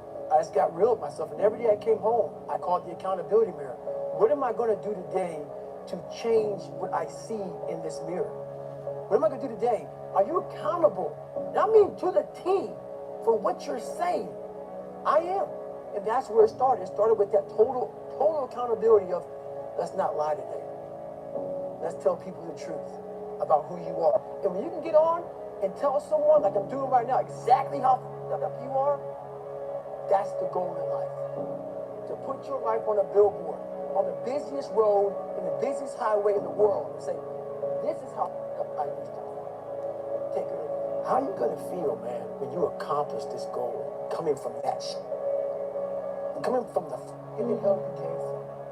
A lot of people start from a good starting point, a good foundation. But if you can surpass all of these people, if everybody who was fucked way up here started up here, And you started with no legs. You had to grow legs to even start walking, and then crawling, and then running. And then you start passing people and all this given to them. I had to use all this negative that was making me weak and horrible as a person. I had to use this as the power that now fueled me. I had to flip it on his head and say, hold up. This might be exactly what I need. The darkness is exactly what I need. It's how you look at your situation. There was no fucking me. It was you. There was no weight loss program or mom and dad waking you up saying you can do it, you can be better, trying to build belief. You built belief when you had nothing. Rock bottom. Everything I do in life, it sucks. That's why when I was 300 pounds and 24 years old, it wasn't like I had some big epiphany of, let's just go be a Navy SEAL. Let's lose some weight. No, I knew my entire life was going to be a struggle, which is why I just ignored it. And I said, I'm not even trying to jump off into this and learn how to read, how to write, how to memorize, how to become something I am not. But through that process, something happened. You have to accept what you're not. You have to, and people don't want to do that. That's the only way you can fix it. You have to accept it first before you can go on the journey. A lot of folks never even start the journey, man. They never start the journey because they're living this fake life that who they want to be, they act like they are, but they're not because they haven't fixed all this stuff yet. You got to fix this first before we can start our journey in life. Mediocrity is everywhere right now. And we're all trying to find an easy way out. And we're judging ourselves. Let's say there's 10 people in this room, and we're all mediocre. But I'm the best of the mediocre people. I now think I'm great. I'm great. We surround ourselves around people that make us feel great. They tell us what we want to hear. The second we put ourselves amongst the uncommon people, we don't like that feeling. That challenging feeling of that person waking up at 3:30 in the morning and say, hey, push your shit on, we're going for a run. We don't like that challenge. We like that person who says, hey, you know what, man, I don't feel good today, man. And they say, oh, it's okay, brother. Take a day off, man, we'll get a pizza and watch the game. We like that. We love that feeling. Why? Because you understand, man, we're good, bro. We don't want that motherfuckers like this. Hey, man, no, bro. Get your on, man. Stop being a punk. We don't want that in our lives. We don't want that person who's constantly challenging our weaknesses. We want that person who's constantly, making us feel nice and good and secure in ours. That's the mediocrity of life. We want to be the best amongst the average people. People wonder, how do you stay hungry all the time? Because after I accomplish something, I don't sit back like a lot of guys who graduate buds, graduate this, graduate that. They get comfortable. They wonder why I'm getting weak, man. I don't know, I lost my edge. What's going on? Because once you hit the top of the mountain, guess what happened? I'm good. I'm good, so you wonder why you're falling down now. Because once you hit the top of the mountain, you got to build another one. That's mediocrity. There's a lot of people in mediocrity who have a nice resume, but they're one-timers, man. They hit a one-time deal, they busted it open, got a lot of money, but they're good. You're mediocre now, man. What are you fucking doing today, tomorrow, the next day? That's why I'm listening to theorists. I don't listen to all that bull. I listen to a motherfucker who's like this, man. What's wrong, man? I'm tired, dude. Why are you tired? Because tomorrow, I gotta do it again. Whatever the shit is that made me fucking nauseous and sick to my stomach, it made me hurt. There's no ending. And that's the person I listen to. That's the person who's gained knowledge. You gain knowledge through suffering. And on the other end of suffering is a world that very few have ever seen. It's a beautiful world. Because that's where you find yourself.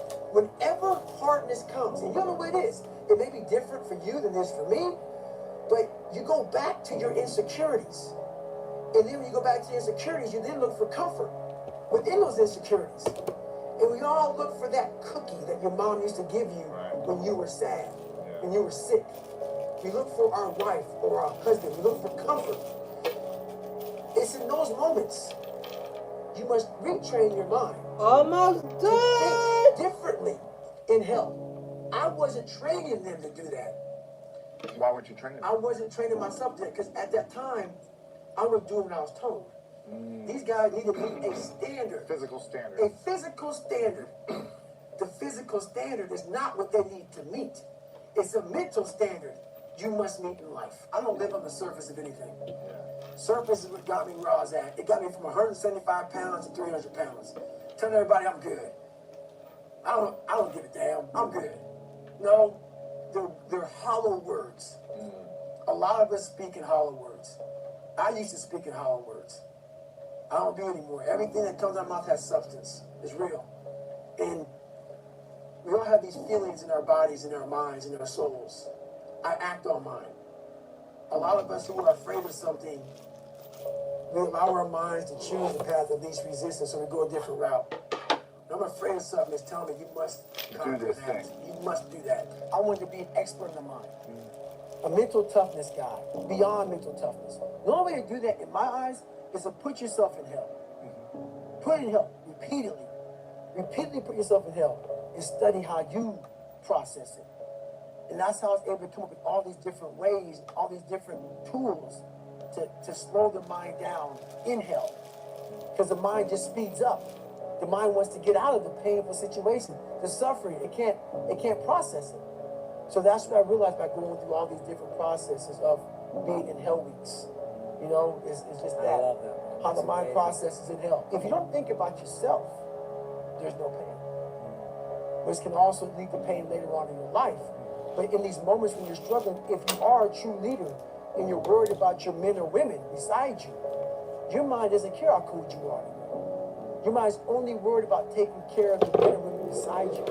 So I started realizing, man, if I take care of these cats to my left and my right in the worst moments, my mind is no longer thinking about, you're miserable, David Goggins. Get the hell out of here. You think about, how was John? How was Annie? How was Sam? How was Pete? Hey, how you guys doing? You're not thinking about me. So there's so many things you can do to get outside your own head to then allow your body to just be like, hey, we're just a machine. But you have to let your mind be able to process all these different tactics to do that. Take a different vantage point in life. When you're in the hell, you can't see the beauty of being in it when you're in it. Get on top of that mountaintop in your mind. Get on top of that mountaintop and look down at what you're doing. You can see a whole different world. That world is beautiful. But you gotta get a different vantage point in the suck. Don't be in it. Spiritually, get out of it. Get that soul. Look down on what you're doing. Be amazed by the process of where you're at now and where you came from. I'm always looking for the next challenge. I'm never satisfied with, oh, I did that. Like, you know, I became a SEAL. I was an Air Force guy. I became a SEAL. I went to Ranger School. I tried out for Delta Force twice. You know, like I'm always looking for what is next, looking for those uncommon men and women, uncommon people. Because I'm trying to grow. It's that mentality of I'm gonna pick up that Pulaski and I'm gonna dig this fire line for 3 damn miles. That's that mentality I never want to lose. I never want to get so nice where, oh, yeah, I did it, man. I did it, I'm good. That mentality of I'm willing to pick up that shovel and I'm willing to dig a 3 mile line, there's something about that mentality that I'm ready to go to work at any time. Once you get to the top, you may retire, but you ain't never coming back home, man, because now you're judged. People see you falling off. You want to be that guy who knows I may be retired from the sport or forever I did, but I'll be damned if you ever see me looking like, when I started this journey years ago, and I realized that I'm going to be somebody and I'm searching for a feeling of true victory for myself and only myself. The second I shut out the whole world and realized that one thing, that I am in this world alone. I'm fighting this race by myself. Yeah, I'm all about people. I'm all about team. I'm all about that. But I'm really all about right now and in my life, just like you said, no one knows the real truth about me, how hard I really go. I don't care if anybody knows.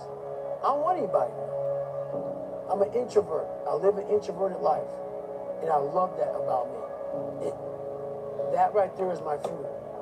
Is I know that there's really no one out there grinding like me. How my mind is wired now is that everything I do is what I do. Because the focus it takes for me to, like right now, I'm running. I'm not like a great runner. I'm not like injury free. So like my first 20 minutes to run, I'm limping. I'm literally limping because I've had several knee surgeries and my body was twisted. And so now it's untwisting. So people look at me, oh, it looks like he's limping, like limping when he runs. I am limping when I run. My body's jacked up, so I'm focusing on how to get the best out of a broken body. It takes everything for me to learn a sentence. So when I speak about David Goggins, I can't speak about David Goggins in a way that's just calm and cool. Because when I wake up, I know the journey that it takes for me to find my greatness. And it's hard. Nothing is easy. Nothing just like, oh, I wake up and I just do this or I do that. Or it just, no, I watch people every day go through life and it's so easy. For me to be where I'm at today, it takes every bit of me. So when I speak about it, and as I get going here, you'll start seeing me, the tempo will rise. The passion will come out because I'm back there. I'm doing what I do every day to become a human being. And so nothing is easy. Like running is running. It sucks. But you have a choice to make. Do you want to sit down and go back to that guy you once were? No. So this is what it takes. It takes that misunderstanding of people, and they'll never get it because they were never David Goggins. So that is what it takes for me to do what I do. It may take you something differently. So for me, everything has to be in the study. Everything has to be into this. Everything has to be, and everywhere I am, it has to be there. Me, focused where I am. There's a lot of successful people in this world who still feel empty inside. And they wonder why they still feel empty. So they try to make another million, 2 million, 3 million. Let's buy a new car, a new house, a new boat. Let's buy more of everything. At the end of the day, they still feel real empty inside. For me, I wouldn't even be successful. I just felt empty. So I was trying to hide my insecurities, my doubts, all this bullshit. So I was trying to dress up a turd. And when you try to dress up a turd, you're still a turd. It's like a turkey. You get a turkey for Thanksgiving. If you don't know what you're doing, you cook that motherfucker without going inside and cleaning it out. You gotta clean the insides out before you start dressing it up. Same thing with life. If you don't get inside your soul, inside your heart, and fix it, be willing to go to war with yourself. Stay hard. We're all looking for passion. Passion's all around you. You have a whole stack of it all around you. It's your insecurities, all that shit. You gotta dive deep in that. It's all in there. All the energy and fuel you need is right in yourself. It's all there. You got a lot of stuff to do to overcome. And, that's where I found it. I found it right there in my own insecurities. I found drive in my own insecurities. And that's the most powerful thing in the world. When you can find drive in your own doubt, fear, insecurities, you become very unstoppable. Because if you're not willing to go in there and face yourself, I can find anything. You're going to live right here on surface, man, right here on surface. So if there is an ending to this world, and there is somewhere to go, and there's a judgment, you're going to get there and you might see a chart. And that chart may tell you who you should have been. And then you get the rest of your life to think about that. Man, I could have lived a much better life if I just would have just suffered a little bit more. The most important conversation you will ever have in your life is the one you have with yourself. You wake up with it, you walk around with it, you go to bed with it. Eventually, you're going to act on it, whether good or bad. You have to. That's why the whole thing about this book I have, it's about you. It is about you. It's strictly about you finding who you are. So many people die, live 100 years, never know who they are. Never know who they are. You have to look in that mirror and know there's so much more in here, man. Because I can literally right now be a 300-pound guy spraying for cockroaches still to this day.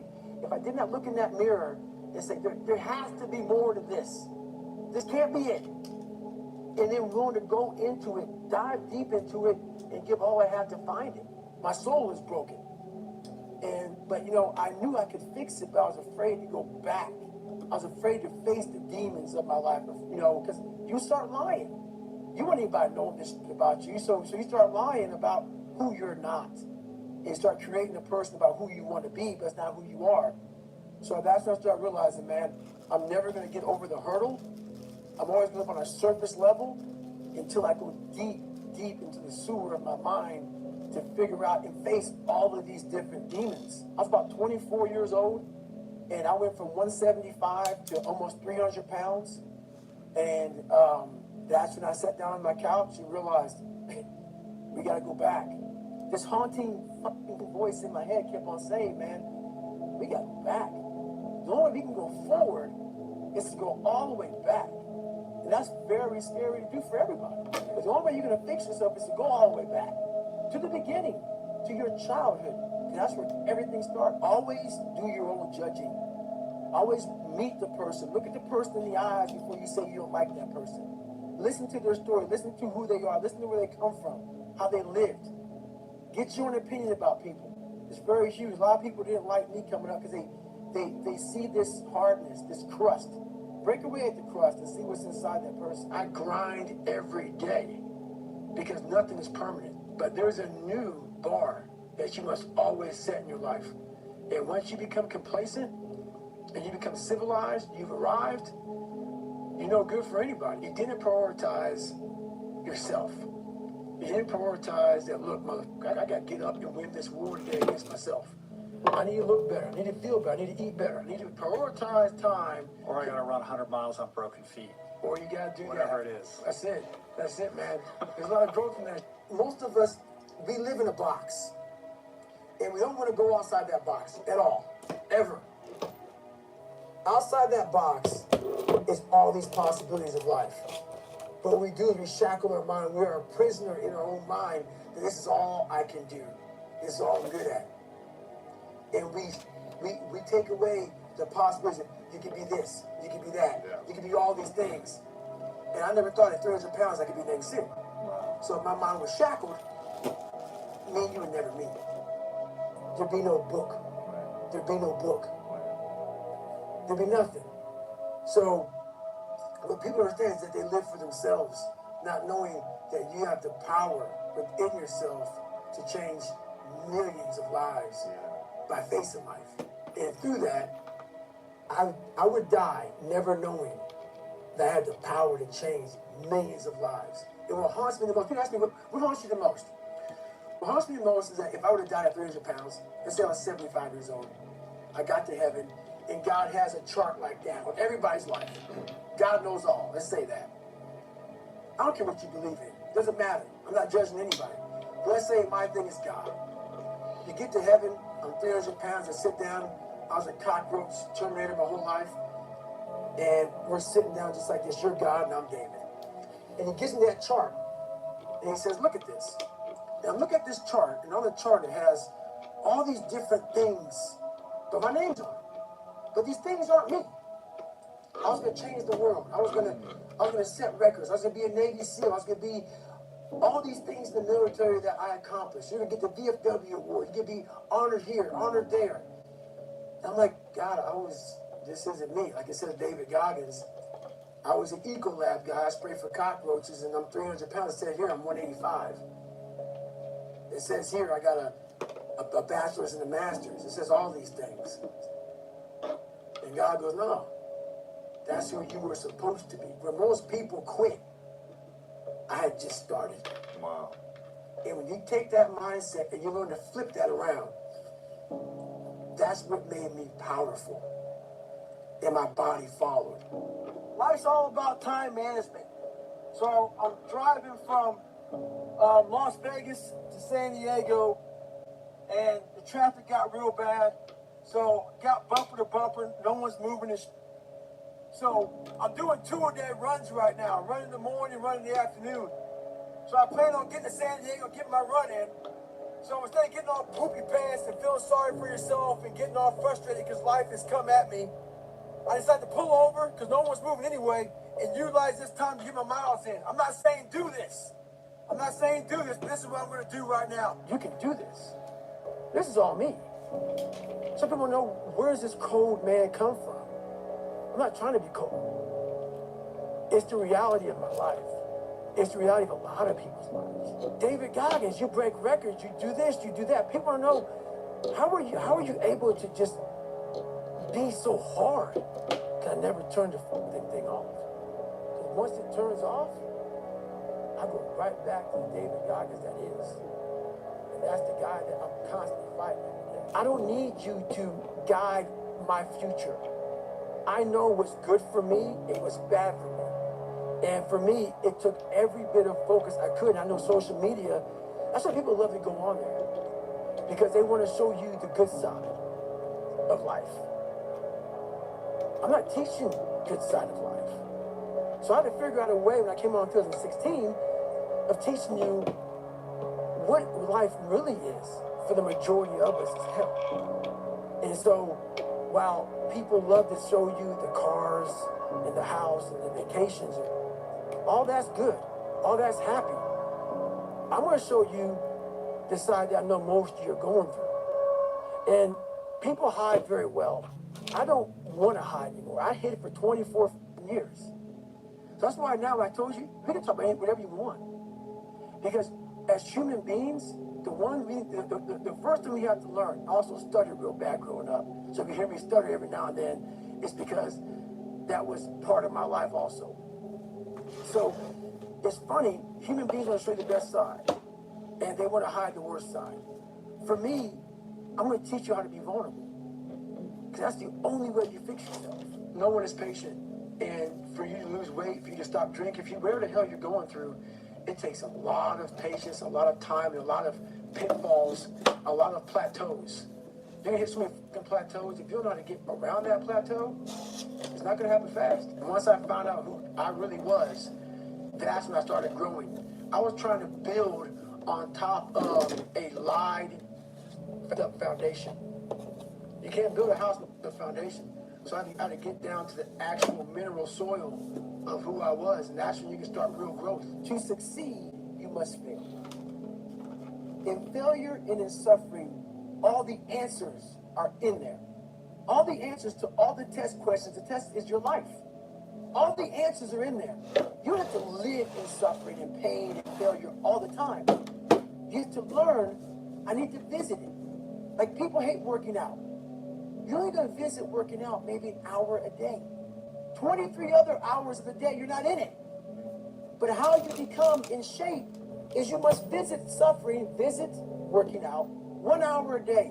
Visit suffering 1 hour a day.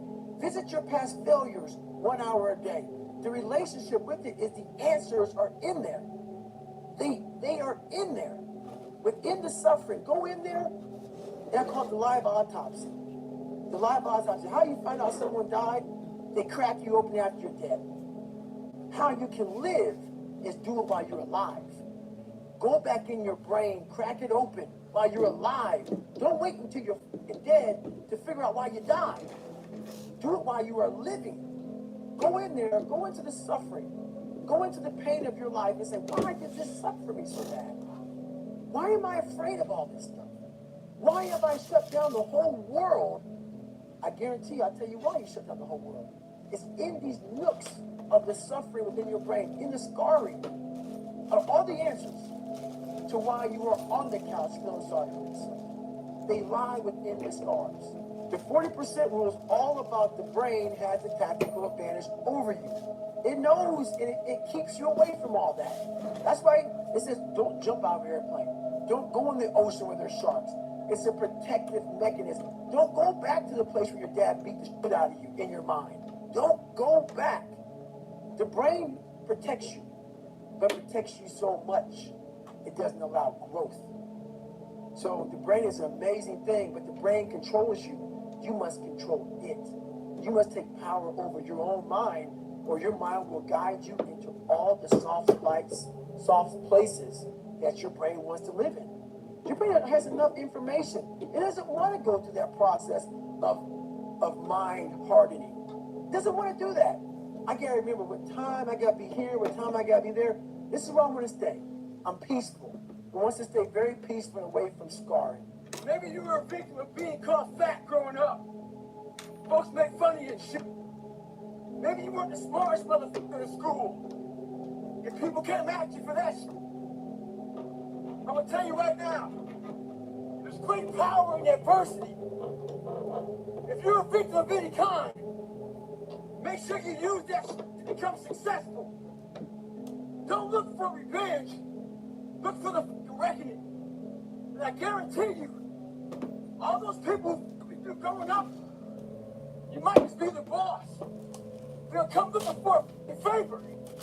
And when they do, you got an option to say okay, or do what I do and say go fuck yourself. Ha! Beware of one thing, motherfuckers. Spitting in the wind. That comes back in your face. Stay hard. Once you've come to a place where you are really happy with who you are in life, no one with you anymore. Even though they're with you, it doesn't with you. It's easy to be happy. It's easy to smile. Those are the good times.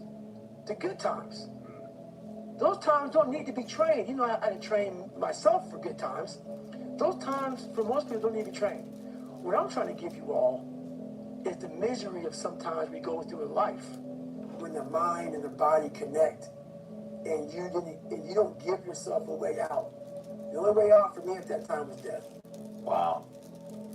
I'm going to be a Navy SEAL. Or I'm going to die. Or I'm going to die trying. No matter how far you get in life, you have to be able to go back to scratch in your mind at a moment's notice. You can never get so far beyond scratch. What that means is, when you accomplish something in life, if you're going to go back to scratch and go back to that $7 a month place where I once lived and visit that place for a long period of time, if you were here, when you went back to scratch, you would now be here. Scratch is what makes you better. Scratch, friction, obstacles create growth. Most people in that time frame, in that mindset, I can't run anymore. It's over. No. It's just gonna take a little bit longer. You have to turn the negative into a positive. Because at the end of it all, if you can sit back and wait, if you can wait 6, 7, 8, 9, 10, 12 years, when you get to that point when you finish, that's the feeling for 12 years. That's it. It says they wait 12 years to get there. That's what keeps you going, is you gotta feel, I'm doing it for 1 second. Human growth. That's the biggest, like I said, my biggest trophy. That's why I turned down $300,000. The biggest trophy in life is what I've learned. Like this brain, if I could put this brain in somebody's head and say, here you go, Merry Christmas, they'd be a happy person. What I found out is that with no crowds, no one cheering for you, no races, no finish line, it's an amazing, amazing thing I've learned in my mind. By no one cheering you on. Like what that is every morning I do what I do, I don't have a trainer waking me up. There's no one saying, David, you have to do this. All right, you're here right now to learn what you don't know, yes? If so, I'm going to die.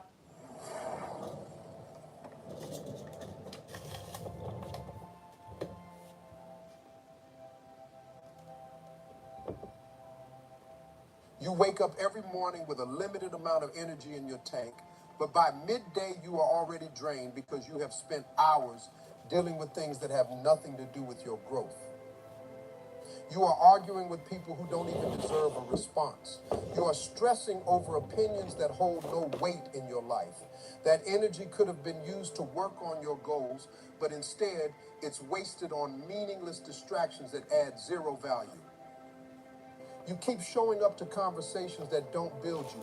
You are advising people who don't listen, explaining yourself to people who have already made up their minds, and engaging in situations that leave you feeling empty. Every time you invest energy into things that don't serve your future, you are robbing yourself of the strength you need to build the life you want. Your energy is your currency, and you have been spending it on liabilities instead of assets. You are trying to be everything for everybody, but at the end of the day, you are the one left feeling depleted.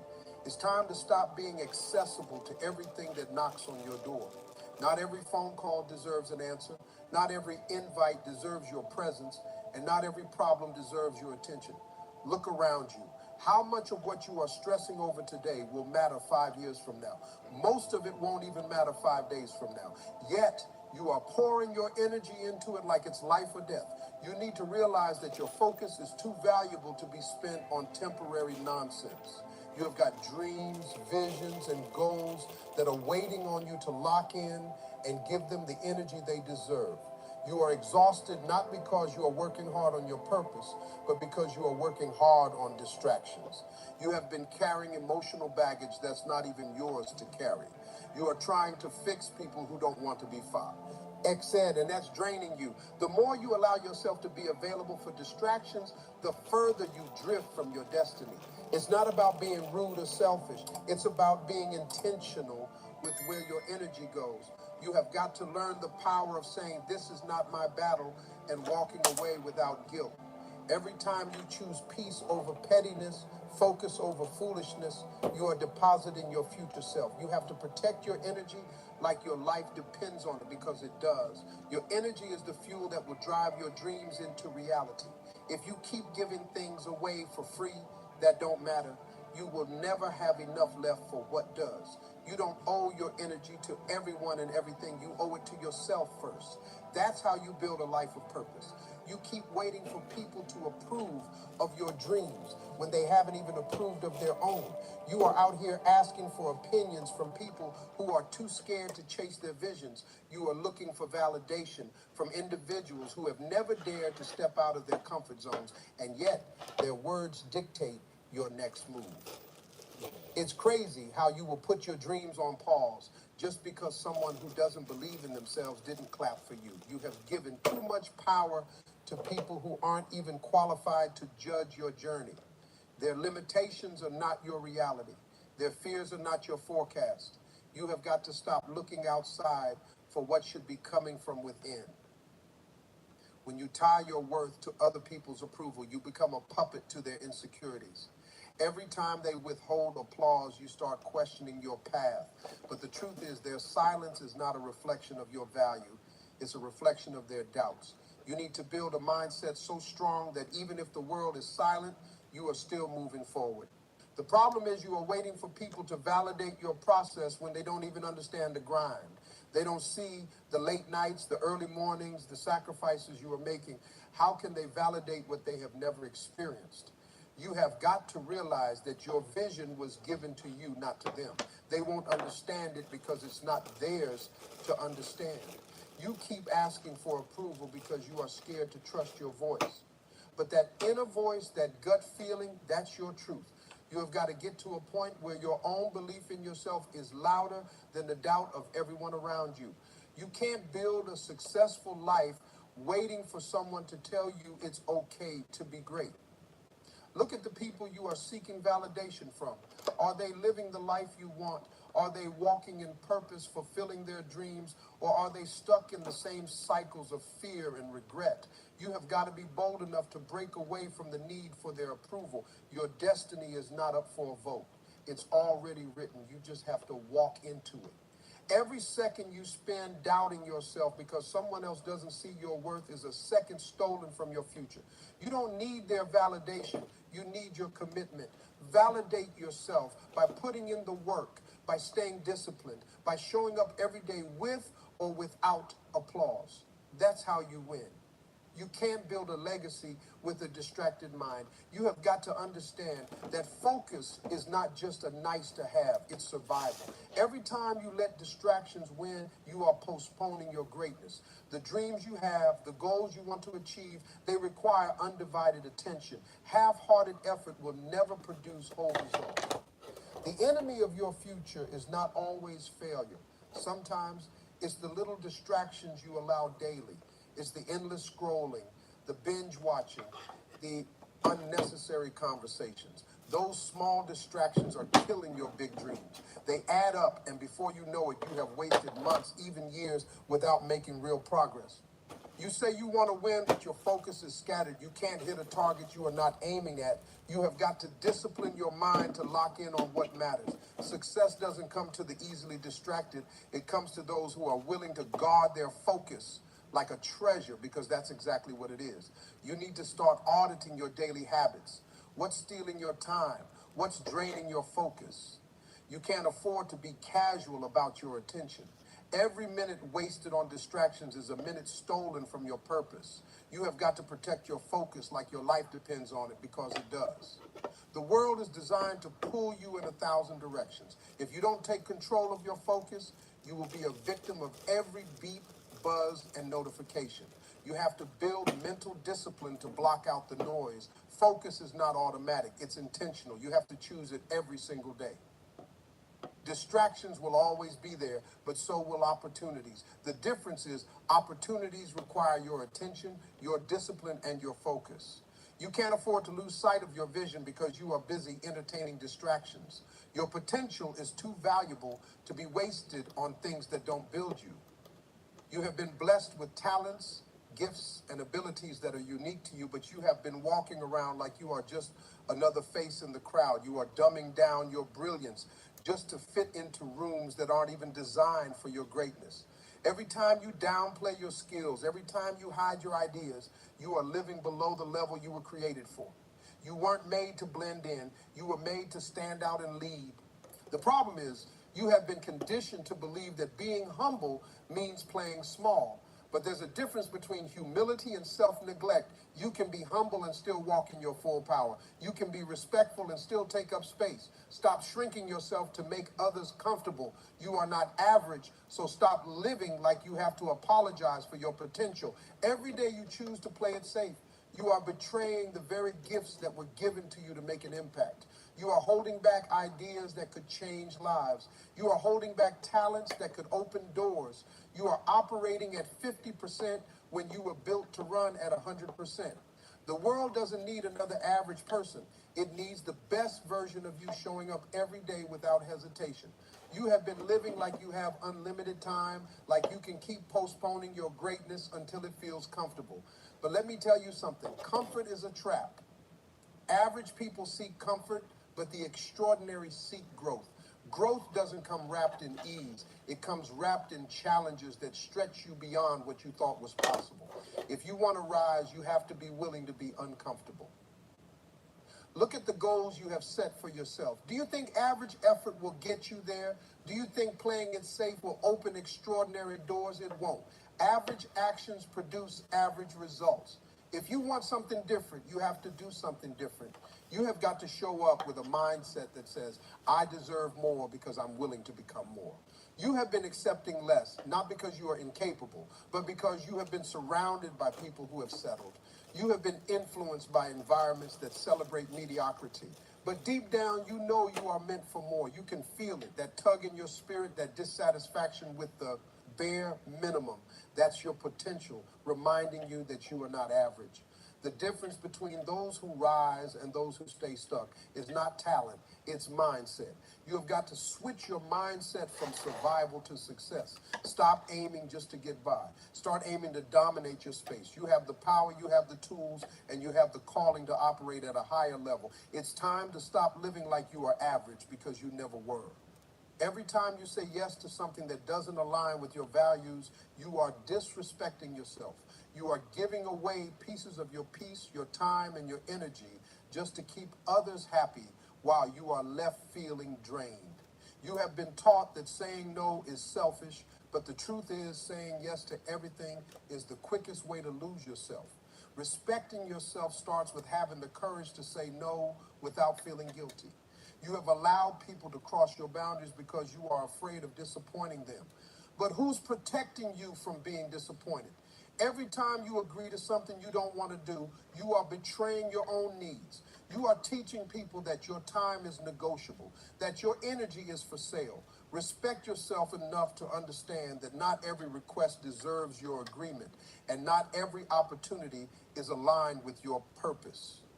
The reason you feel overwhelmed isn't because life is too busy. It's because you are saying yes to too much. You are committing to things that don't build you, don't excite you, and don't help you grow. You have got to be willing to disappoint a few people to stay true to yourself. You are not here to be a people pleaser. You are here to walk in purpose. Every no you give is a yes to your priorities. People will keep asking as long as you keep saying yes. They will drain your energy, your time, and your mental space until you draw the line. You have got to stop fearing their reaction and start valuing your peace. You can't control how they feel, but you can control how you protect your boundaries. Saying no isn't disrespectful. Allowing yourself to be stretched thin is. The more you respect yourself, the clearer your boundaries become. You won't feel the need to explain or justify why you are not available for every favor, every event, every distraction. You will move with quiet confidence, knowing that your no is just as powerful as your yes. You will begin to attract people who respect your time because they see you respect it first. You have been taught that being liked is more important than being respected. But being liked by everyone comes at the cost of being respected by yourself. You have got to make peace with the fact that not everyone will understand your no, and that's okay. You are not living for their approval. You are living to build a life of peace, focus, and purpose. That requires selective access to your time. Every no you give in to distractions, draining relationships, and unaligned commitments is a deposit into your self-respect. You begin to move differently when you realize your time is valuable. You walk with a different energy when you stop chasing validation and start prioritizing your well-being.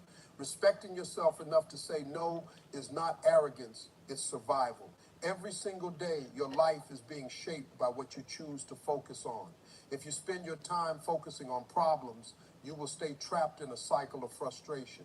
But if you shift that same focus toward solutions, toward growth, toward becoming better, your entire life trajectory changes. You have the power to steer your future, but it starts with directing your focus to the right things. The reason so many people stay stuck isn't because they lack talent or resources. It's because their focus is scattered. You can't expect to build something extraordinary while your attention is divided between drama, distractions, and fear. Focus is like a magnifying glass. Whatever you place it on gets bigger. If you magnify your excuses, they will become the walls that block your success. But if you magnify your goals, they will become the blueprint for your future. You have got to understand that focus is a muscle. The more you train it, the stronger it gets. Right now, you are letting every notification, every opinion, every insignificant event pull you off track. You think multitasking is a sign of productivity, but it's the fastest way to weaken your focus. Greatness doesn't come from doing 100 things halfway. I'm almost It comes done. from doing a few things with relentless focus Thank you, and Jesus. excellence. Your future is being built in the quiet moments when no one is watching. It's in those hours when you choose to stay locked in on your craft while others are distracted by entertainment. Success is not a mystery. It's a result of disciplined focus applied over time. Every moment you stay locked in is a brick laid in the foundation of your future success. You have got to protect your focus like it's your most valuable asset. The world is designed to pull you in 1,000 directions. Social media wants your attention. Negativity wants your attention. The opinions of people who don't even know you want your attention. But you get to choose where your focus goes. You can either be a victim of the noise or a master of your destiny. Focus is the difference between those who talk about success and those who achieve it. You need to become obsessed with your vision. You need tunnel vision so sharp that distractions can't even get through. The more you focus on your goals, the less appealing distractions become. You begin to operate with urgency because you realize that every minute wasted is a minute stolen from your future self. Focus sharpens your purpose, clarifies your path, and accelerates your progress. The life you want is not built by chance, it's built by choice. And that choice begins with focus. You can't keep feeding your mind with negativity and expect a positive future. You can't keep focusing on what you lack and expect to live in abundance. Your life will always move in the direction of your dominant focus. If you want to change your future, you have to change what you are focusing on right now. You have been sitting on dreams, ideas, and goals, waiting for everything to line up perfectly before you make a move. You are telling yourself, once I have more money or once I feel ready, but deep down, you know that perfect moment you are waiting for is never going to come. Life doesn't hand out ideal circumstances. If you keep waiting for perfection, you will be waiting forever while opportunities pass you by. The people you admire, the ones who are out there winning, didn't start because everything was perfect. They started while they were scared. They started while they were underprepared. They started with what they had and figured out the rest along the way. You are not going to learn everything from the sidelines. Growth happens in motion, not in hesitation. You have got to take that first step, even if your hands are shaking. You think the stars need to align before you launch your business, start your fitness journey, or pursue your passion. But life doesn't work that way. The stars align when you move. The doors open when you knock. Waiting for the perfect time is just fear in disguise, convincing you to stay comfortable. But comfort is the enemy of growth. You have got to get uncomfortable to grow into the person you are destined to be. Every excuse you make about timing is just a delayed tactic. You are not waiting for the right time. You are waiting for the fear to disappear. But fear doesn't vanish before you start. Fear only loses its power once you take action. You have got to move while you are scared. Door handles. We at the door handles. We about Action to be is the done. antidote to fear, not perfection. You keep saying, when the timing is right, I will go all in. But the right time is a decision, not a date. The right time is when you stop making excuses and start making progress. Every day you procrastinate is a day lost. Time isn't waiting for you to feel ready. The clock is ticking, whether you move or not. The choice is yours. Keep waiting or start creating. There will always be a reason to wait.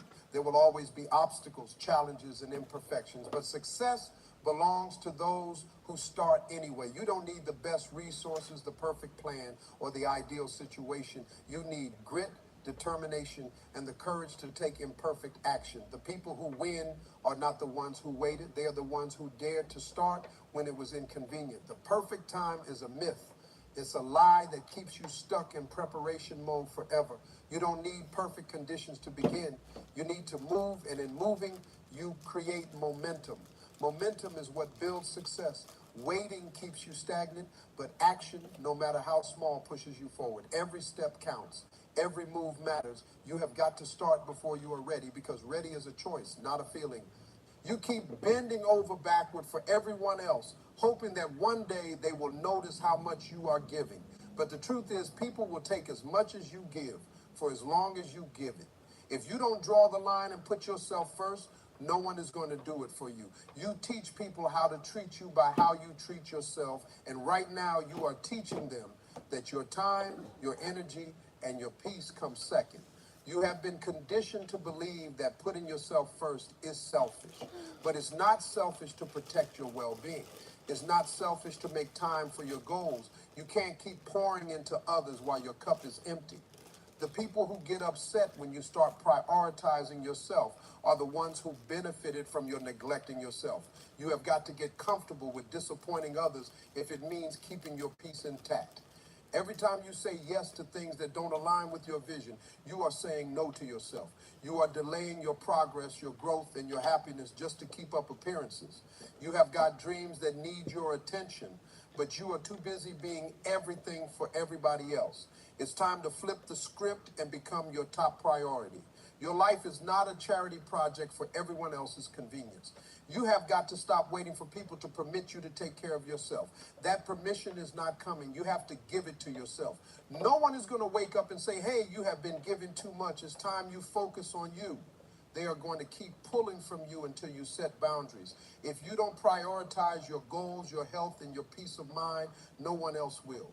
You keep saying, once things slow down, I will focus on me. But life doesn't slow down. Responsibilities don't disappear. You have to carve out time for yourself amidst the chaos. You have to be intentional about creating space for your growth. You have got to schedule your goals like you schedule meetings. You have got to block off time for yourself and treat it as non-negotiable. The more you prioritize yourself, the more you realize how much time you were wasting on things that didn't matter. You start seeing the difference between what's urgent and what's important. You learn to say no without feeling guilty. You begin to protect your energy because you understand that your future depends on it. People may not understand your shift, but you are not living for their understanding. You have been giving everyone else VIP access to your time while treating yourself like a second-class citizen. That has to change. You have got to value your dreams enough to protect them. You have got to respect your time enough to guard it. You have got to love yourself enough to choose yourself every single day. The moment you start prioritizing yourself, you will notice how everything around you starts to align with that decision. You are out here trying to be everything for everyone, holding it together at work, at home, for your friends, for your family, but you are running on fumes. You are giving and giving, thinking that's what strength looks like. But inside, you are exhausted. You can't keep pouring into everyone else while ignoring the fact that your cup is bone dry. You are not a machine. You need refueling. The world has convinced you that rest is laziness and self-care is a luxury. But the truth is, if you don't take care of yourself, you won't have anything left to give. You can't be the best version of yourself for others when you are running on empty. You are trying to help people while you are silently drowning. You have got to make it a priority to refill your cup physically, mentally, and emotionally. Every time you say, I'm fine, when you are not, you are ignoring your own needs. You think pushing through is noble, but pushing through without rest only leads to burnout. You can't be effective, you can't be creative, you can't be productive when you are drained. Rest is not a sign of weakness. Recharging is how you sustain your strength. The world glorifies grind culture, but no one talks about what happens when the grind grinds you into the ground. You're not doing anyone a favor by neglecting yourself. When you are depleted, your patience runs thin, your energy drops, and your passion fades. You start resenting the very people you are trying to help because you have neglected your own needs for too long. It's not about choosing between yourself and others. It's about understanding that you can't give your best to others until you have given your best to yourself first. You have got to set boundaries, even if it feels uncomfortable. You have got to protect We gotta your quiet draw. time, your We rest, gotta your draw. mental space. Whoop, Like whoop. it's a top priority. Whoop, You can't expect others to understand how much you need to recharge. They won't until you make it clear. Your energy is limited, and you have to be intentional about how you Almost spend it. done. Self-care is not selfish. It's essential.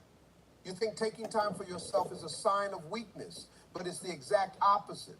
It takes strength to pause. It takes courage to say, I need a break. You are not failing anyone by taking care of your health, your peace, your sanity. You are showing up stronger when you do. You are more focused, more energized, more effective when you operate from a full cup. Stop waiting for someone to permit you to rest. Stop feeling guilty for needing a moment to breathe. You have to be the one to prioritize your well-being. No one else is going to do it for you. You are responsible for keeping your cup full so that when it's time to pour into others, you are giving from a place of abundance, not depletion. You become the average of the 5 people you spend the most time with, and that means your circle matters more than you realize. If you are hanging around people who don't challenge you, don't inspire you, and don't push you to grow, you are settling for less than you deserve. The people in your life should be like fuel, igniting your ambition, not draining your energy. Too many people stay stuck because they are comfortable with their current circle. They are afraid to leave behind old friends or toxic relationships, even when those connections are holding them back. Growth requires change, and sometimes that means walking away from people who don't have your best interests at heart. It's not about cutting people off out of anger. It's about protecting your space for those who help you rise. When you surround yourself with go-getters, dreamers, and doers, you start to see things differently. Their mindset rubs off on you. Their hustle motivates you. Their success becomes proof that you can achieve more too. You begin to elevate your standards because you no longer accept mediocrity. Not in your friends, not in yourself, and not in your goals. If you are always the smartest person in the room, you are in the wrong room. You have got to be around people who are smarter, sharper, and more driven than you. People who will call you out when you are slacking, who will hold you accountable when you want to quit, and who will celebrate your wins like they are their own. That's how you level up, not by going it alone, but by building a team that lifts you higher. Toxic relationships are energy vampires. They drain your confidence, your motivation, and your focus. They feed on your doubts and insecurities, leaving you exhausted. You don't have time for that kind of negativity. You need people who believe in your potential and push you toward it. You deserve a circle that challenges your limits and supports your vision. Changing your circle isn't easy. It means being honest about who's adding value to your life and who's just taking. It means having tough conversations and sometimes saying goodbye to familiar faces. But if you want to grow, you have to be willing to do the uncomfortable work. The price of staying comfortable is staying stuck, and that's a price too high to pay. Look at the company you keep right now. Are they helping you build your future or keeping you tied to your past? Are they encouraging your dreams or discouraging your effort? You get to choose who you allow into your inner circle. Choose wisely. Your environment can either be the wind beneath your wings or the anchor that keeps you grounded. You want to feel proud of yourself, but pride doesn't come from grand gestures. It comes from small daily actions repeated over and over. Consistency is the secret weapon most people overlook. Showing up every day, even when you don't feel like it, builds a foundation of trust between you and yourself. That trust is what grows into self-respect. Too many people chase quick wins, expecting to feel accomplished overnight. But real change, the kind that sticks, happens when you commit to the process day in and day out. It's not about doing something big once. It's about doing the right things regularly. Every time you follow through on your promises to yourself, you are building your integrity and respect. Self-respect is not given. It's earned by the decisions you make Always when no one is watching. something. When you choose discipline over distraction, when you choose growth over comfort, you are telling yourself, I'm worth the effort. That internal conversation becomes louder with each consistent action, and it shapes how you see yourself and how others see you. You have probably tried to make changes before, but fell off because motivation ran out. That's why consistency is king. Motivation is temporary. It comes and goes. But consistency is a habit you build, a muscle you strengthen. You learn to show up for yourself, not because you feel like it, but because you know it's necessary. That's how you create lasting transformation. Every time you resist the urge to quit, every time you push through discomfort, you are laying bricks in the house of your self-worth. You are proving to yourself that you can be trusted. That kind of trust is powerful. It changes your mindset, fuels your confidence, and keeps you moving forward when the road gets tough. You don't have to be perfect. You just have to be consistent. It's better to do a little every day than to do a lot once in a while. I'm missing Those pieces. small efforts add up and compound into massive results.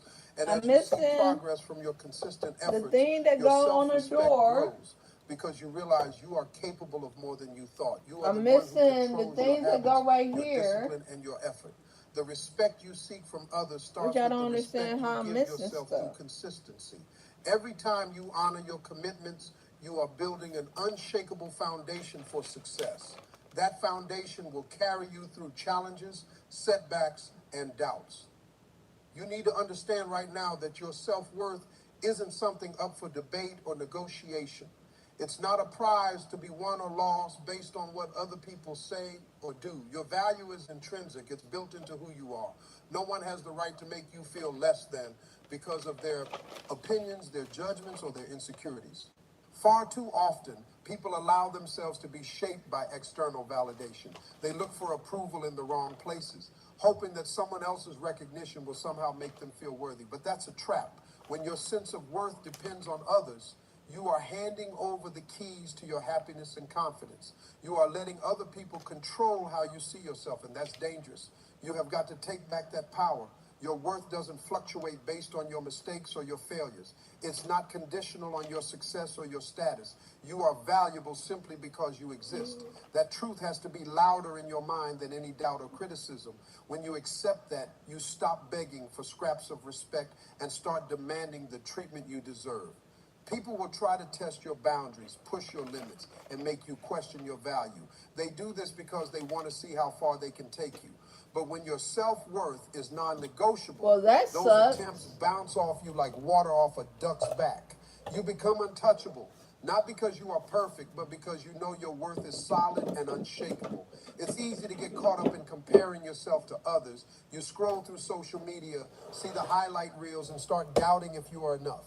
But those comparisons don't define your value.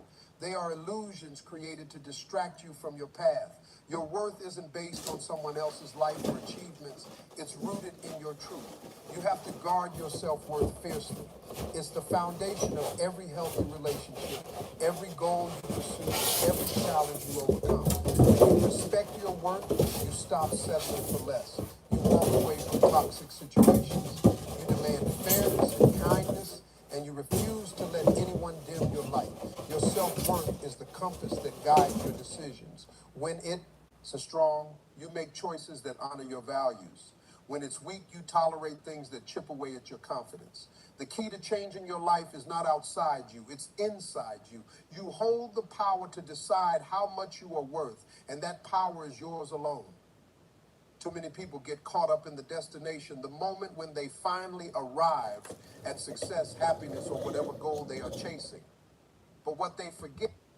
That really just made me so mad. Like, either shit is just everywhere, which I'm praying that shit is just everywhere, or what I bought, they didn't include all the pieces. Cause bitch, I'm missing pieces, and I'm not understanding if I ain't even take it all out the box while I'm missing pieces. Like, granted, my best friend took it out the box, but he ain't do nothing with it, cause it was all still in the same spot. So it's like, where the other pieces? Like, I'm missing the shit that you put on the dough. I'm missing 4 of them. And I'm missing the little things you slide on here. And I'm not understanding where shit is. Like, this, I don't even know what the fuck this goes to. Well, that just made me irritated, because what? Like, what? Like, how you... Like, it was one thing for me to try to put this shit together, but for me to put it together and all the pieces not in there, or either all the pieces is all over this goddamn thing, which I'd highly doubt it, because ain't nobody take it out. Ain't nobody take it out to be scattering it all over this room. So it's given, I'm missing pieces. That's what it's given. Because where the fuck is the rest of the pieces?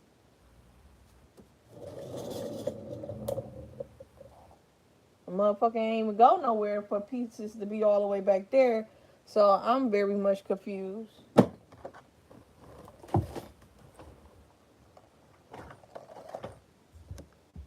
Yeah, that very much sucks. I don't like that. Like, that is so stupid. Because where are the rest of the pieces at?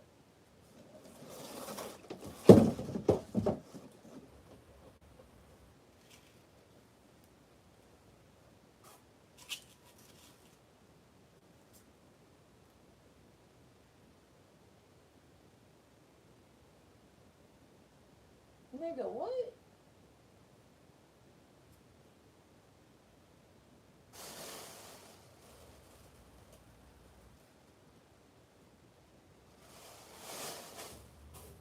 Oh, that just made me mad. Cause, like, what is going on?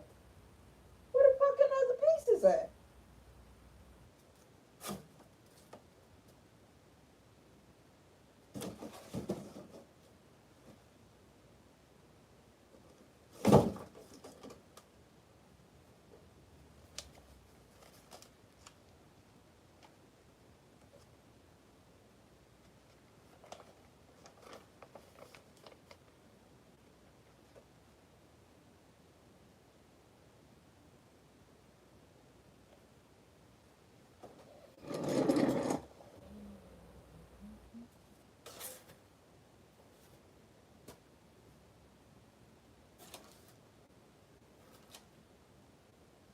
Oh my god, that's so dumb. That's really dumb. That just pissed me off. This it. Supposed to hold my nail polish stuff for the nail techs. I'm so mad. Like, I really am not even happy to show y'all. Like, and I did this shit for no fucking reason. Because where the fucking rest of the pieces at? Like, nigga, came and put the doors on. The bitch just sitting. They look janky. I don't like that. I don't know. I'm really like a perfectionist. Even if shit don't look right, in my mind, shit gotta be a certain way. And I just don't understand where the fuck the other pieces is.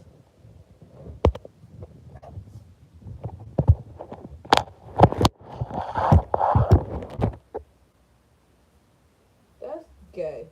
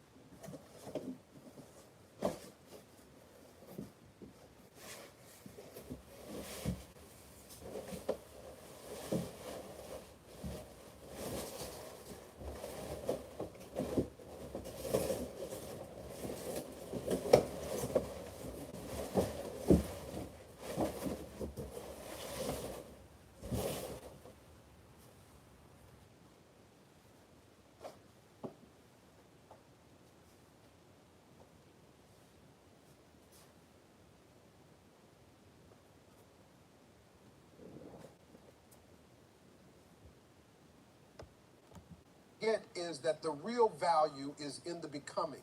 The process of growth, the daily grind, the person you are becoming in pursuit of that goal, that's where the transformation happens. It's not just about reaching the finish line, it's about who you become while running the race. You see, success isn't a place you land on, it's a journey you live through. You can't rush it or skip the steps because each step is building your character, your resilience, and your wisdom. When you focus only on the arrival, you miss out on the lessons that make the victory meaningful. The becoming is the foundation that supports the achievement. People often get frustrated because they think once they get the job, the money, or the title, everything will magically change. But real change comes from who you are on the inside. If you don't grow in your mindset, your habits, and your discipline, you will just recreate the same struggles in a new setting. Becoming better is the only way to ensure that your success is sustainable. The grind, the setbacks, the challenges, they are all part of the process. You have got to embrace the becoming, even when it's uncomfortable. Growth is never convenient. It stretches you beyond your limits and forces you to confront your weaknesses. But that's exactly why it matters. The person you become through those struggles is stronger, wiser, and more prepared for what's next. If you keep chasing results without focusing on your growth, you will find yourself empty once you arrive. The prize won't feel as good because you haven't developed the strength or the mindset to appreciate it. But when you focus on becoming, every small step forward becomes a victory. You learn to celebrate progress, not just outcomes. Your identity is being shaped every day by what you focus on and how you respond to challenges. Are you becoming someone who rises above fear, someone who pushes through failure, someone who refuses to settle? That focus on becoming creates a foundation that no external achievement can shake. It's the difference between fleeting success and lasting impact. Remember, the goal is not just to get somewhere, but to grow into the kind of person who deserves to be there. When your focus is on becoming, your life transforms from a chase to a journey. You build strength, wisdom, and confidence along the way. And that's the real victory, becoming someone unstoppable, no matter where you end up. If you want to change your life, you have to start with your mindset. No amount of skill, talent, or luck can make up for a weak mind. Your mindset is the foundation that determines how you respond to challenges, setbacks, and opportunities. Without mental toughness and clarity, you will find yourself stuck in the same patterns no matter how hard you try. A weak mindset is filled with doubt, fear, and hesitation. It second guesses every decision and fears failure so much that it paralyzes action. When your mind is weak, even the smallest obstacle feels like a mountain. You give up before you even get started because your internal dialogue convinces you that you are not capable. That kind of thinking is a cage that keeps you locked in your current reality. Changing your life means rewiring your thoughts and beliefs. It means building mental strength that can push through discomfort and uncertainty. You have to learn to control your mind instead of letting your mind control you. That takes discipline and practice, but it's necessary if you want to break free from limitation and step into your full potential. Your mindset shapes your reality. If you believe you are a victim, you will see yourself as one. If you believe you are capable and resilient, you will start acting like it. The power to change your life starts with believing that change is possible and that you have what it takes to make it happen. A weak mindset will convince you to settle for less, but a strong mindset drives you to go all in. You are going to face setbacks, failures, and criticism. That's a guarantee. But the difference between those who succeed and those who don't is mindset. A strong mind uses failure as a lesson, and criticism as fuel. A weak mind lets those things break its spirit and shrink its vision. The strength to keep going even when things get tough comes from a mindset built on resilience. Building a strong mindset doesn't mean you won't feel fear or doubt, but it means you won't let those feelings control you. It means choosing faith over fear, action over hesitation, and growth over comfort. Every day you choose to strengthen your mind, you are one step closer to transforming your life. Your mindset is the ultimate tool in your toolbox. Without sharpening it, no other tools will work effectively. You can have all the resources in the world, but if your mind is weak, you will sabotage your success. That's why developing a strong, disciplined, and focused mindset is not optional. It's essential for real change. You are the CEO of your life, whether you realize it or not. That means you are the one making the big decisions, setting the vision. Hello, welcome. I'm I'm not really talking that much. I'm trying to set things up. What to do, when to move, and how to act. But the truth is, no one else is coming to run your life for you. You have got to step up and own your role. Being the CEO means taking full responsibility for where you are and where you are going. It's easy to blame circumstances, other people, or bad luck for your situation, but a true CEO doesn't make excuses. They analyze, strategize, and execute. They don't wait for perfect conditions, they create them. The moment you accept that you are in charge, your mindset shifts from victim to leader. Leadership in your own life requires vision. What do you want your future to look like? If you don't have a clear vision, you will drift aimlessly, reacting to whatever life throws at you. A CEO knows their destination and builds a plan to get there. You have got to define what success means to you and map out the steps to get there. Without a roadmap, you are just wandering. A CEO also knows the importance of managing resources, your time, energy, and relationships. You can't run a company without investing in the right tools and people, and the same goes for your life. Who are you spending time with? What habits are you building? How are you investing your energy? These decisions shape the health and growth of your life's business. Decision making is another critical role of a CEO. Every day, you make choices that either move you forward or hold you back.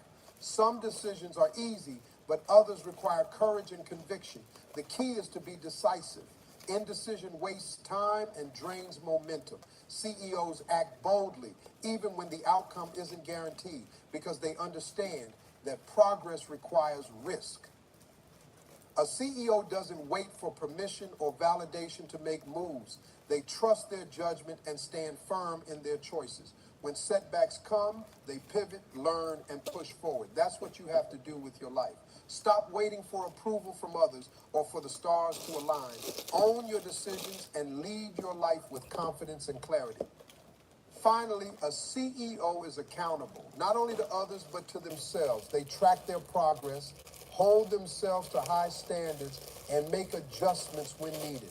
You have to start holding yourself accountable for your actions, your goals, and your dreams. The success of your life depends on the leadership you provide. You are the boss. Start acting like it. You can't build a legacy on a one-time effort. Your true value is revealed in the habits you practice every single day, not in the moments when you feel motivated or inspired. Consistency is the real measure of character and success. What you do daily compounds over time, creating results that a single burst of energy can never achieve. People often overestimate what they can do in a day and underestimate what they can do in a year. The truth is, it's the small daily actions, the grind, the discipline, the routine that build momentum. Those actions build your skills, your reputation, and your confidence. What you do consistently becomes who you are, and that's what shapes your value in the long run. Showing up every day, even when it's tough, separates the winners from the quitters. You might not see instant results, and that's okay. Growth is invisible at first. It's like planting seeds in the dark soil. You don't see the roots growing, but they are developing strength beneath the surface. Your daily effort is the water and sunlight those seeds need to become a strong tree. On the flip side, relying on occasional bursts of effort keeps you stuck in a cycle of frustration and disappointment. You start strong but fade fast and your progress stalls. That's because success isn't about how hard you work once in a while. It's about what you do habitually. Your value grows when your commitment becomes non-negotiable, not when it's optional. Think about the people you admire, the ones who have achieved great things. They didn't get there by chance or luck. They got there through relentless daily discipline. They chose to show up, practice, and improve even when they didn't feel like it. Their greatness is a reflection of their daily choices, not occasional efforts. Your value is not defined by grand gestures or one-time wins. It's defined by your reliability, your work ethic, and your ability to keep pushing forward through the mundane. When you make daily progress, you build confidence that becomes unshakable. That confidence propels you forward and attracts opportunities that match your level of commitment. You have got to shift your mindset from quick fixes to long-term growth. Stop waiting for big moments to prove yourself. Your real worth is built quietly and steadily through your daily actions. Every day is a chance to add value to yourself, to your work, and your life. The power of small, consistent efforts is the foundation of extraordinary success. You have a responsibility, not to anyone else, but to yourself, to step into everything you were created to be. Every day you settle for less than your potential, you rob yourself of the life you deserve. Your talents, your dreams, and your abilities are gifts that demand to be used. To ignore that is to live a life half-lived, and that's not what you came here for. There's a voice inside you, a hunger that won't quit, pushing you toward more. You feel it when you dream, when you imagine what your life could look like if you gave it your all. That voice is your true self, calling out, telling you that you are capable of greatness beyond what you have seen so far. It's time to listen and start acting on that call. You owe it to yourself to fight through the fear, the doubt, and the excuses that keep you stuck. It's easy to stay comfortable, to avoid the hard work, and to settle for what's familiar. But comfort zones are cages disguised as safe spaces. Your full potential lives on the other side of discomfort, and you have got to be willing to push past the pain to reach it. Every setback, every failure, every mistake is part of the process. They are not signs that you should give up. They are evidence that you are growing. Growth isn't neat or easy. It's messy and sometimes painful. But each struggle is building strength and resilience inside you that will carry you to heights you have only dreamed of. You have got to stop comparing your journey to others. Your potential is unique, tailored to your gifts, your experiences, and your purpose. No one else can do what you are meant to do. When you embrace that truth, you start honoring your potential instead of doubting it. You begin to take the necessary steps to expand your capacity and deepen your impact. Think about the legacy you want to leave, the impact you want to have on your family, your community, and the world. You can't leave that kind of mark by playing small. You owe it to yourself and to those who depend on you to show up fully, to push harder, and to refuse anything less than your best. That's how you unlock your full potential. The life you want is waiting for you, but it won't come knocking on your door. You have to chase it with everything you have got. You owe it to yourself to be relentless, to keep grinding, and to believe in your ability to reach the highest version of yourself. No one else can live your potential for you. It's your responsibility, and it's your gift. Too many people overlook the power of investing in themselves. They spend time, energy, and resources trying to please others, chasing distractions, or chasing quick wins. But the most valuable asset you have is you. When you focus on developing your mind, body, skills, and spirit, you are planting seeds that will grow into lifelong success and fulfillment. No investment pays off like the one you make in yourself. Think about it. Money can come and go, relationships can change, circumstances can shift, but the person you are is permanent. When you improve yourself, you improve every area of your life. You become more confident, more resilient, and more capable of handling whatever challenges come your way. That growth shows up in your career, your relationships, and your overall happiness. Focusing on yourself doesn't mean you are selfish. It means you are smart. You can't pour from an empty cup. So filling yourself up first is essential. When you prioritize your growth, you become better equipped to serve others and contribute to the world around you. Self-investment fuels your ability to give, to lead, and to inspire those who look up to you. The greatest returns come from consistent personal development, reading books, learning new skills, taking care of your health, and sharpening your mindset are all investments that compound over time. The knowledge and habits you build become the foundation of your success. It's not about overnight transformation. It's about steady, intentional progress that moves you closer to your goals every day. Many people fear investing in themselves because it requires sacrifice, time, money, and effort. But those sacrifices are temporary, and the payoff is lifelong. Skipping personal growth keeps you stuck, but investing in yourself opens doors you didn't even know existed. You start seeing opportunities because you are prepared to seize them.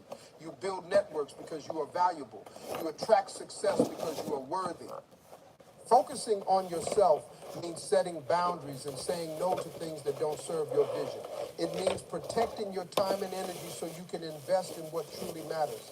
It means believing that you are worth the effort and refusing to settle for less. When you make yourself a priority, everything else falls into place more easily because you are operating from a place of strength. Remember, the best project you will ever work on is you. No one else can do the inner work for you. Your growth, your mindset, your health, and your skills are the keys to unlocking the life you want. When you treat yourself like the most important investment, you start living with purpose, confidence, and unstoppable momentum.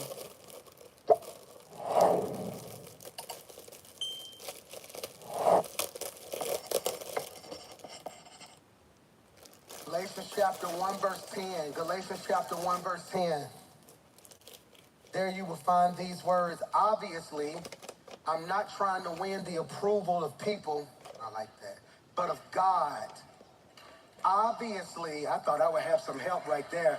I am not trying to win the approval of people, but of God. Look at this scripture. If pleasing people were my goal, I would not be Christ's servant. Look at somebody next to you and say, if you're going to become what God called you to become, when people go left, when people don't understand, when people don't like it, when they don't like you, let them. I want to teach today from the topic, let them. Let them. I've been reading a book that shifted my perspective almost immediately. I've been reading a book that has shifted my perspective almost immediately. It takes a lot for me to publicly recommend a book. I know people will go get it, but for this one, instantaneously within the first 2 or 3 paragraphs, a light bulb came on that shifted my mind. It's a book called Let Them by Mel Robbins. It has blown my mind. It reminded me that peace doesn't come from controlling outcomes. It comes from releasing people and trusting God with the results. Peace doesn't come from controlling outcomes. It comes from releasing people and trusting God with the results. I'm going to say this and through you're going to receive it. For many of us, there is a freedom that many of us have never experienced because we are exhausted from managing people God never assigned us to control. I'm going to say that again. There is a freedom that many of us have never experienced because we are so exhausted from managing people God never assigned us to control. You may not like this, but here's my stance in 2026. Let them be disappointed. Let them misunderstand you. Let them walk away from you. Let them talk about you. Let them play games if they choose to. Your obedience to God is not up for negotiation. And for people who are going to be judgmental and say, why are you giving up? I am not giving up. I'm growing up. And sometimes the most faithful thing you can do is simply let them. That's why Proverbs 3 and 5 says, it's on the screen, trust in the Lord with all your heart and lean not on your own understanding. So here's what I like. You guys are taking really, really good notes, especially my online members. You take notes, you screenshot them, you tag me in it, and believe it or not, every tag I get, if I see it, I actually hold the screen, read every single note that you take, because for me, I enjoy seeing how you take what I said and how it means, what it means to you.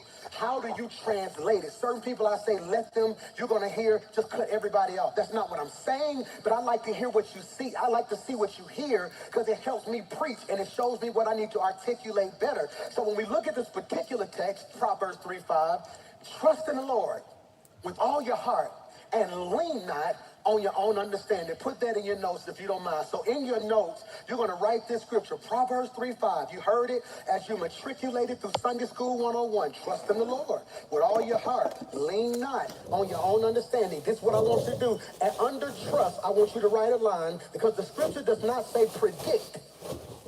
It says trust. Yep. Under lean, I want you to write not manage. Most of us cannot fully be who God called us to be because we're trying to predict what the Lord is going to do and manage what's going to happen. The scripture does not say, the scripture says trust, not predict. Lean, not manage. Outcome belongs to God. Reactions belong to us.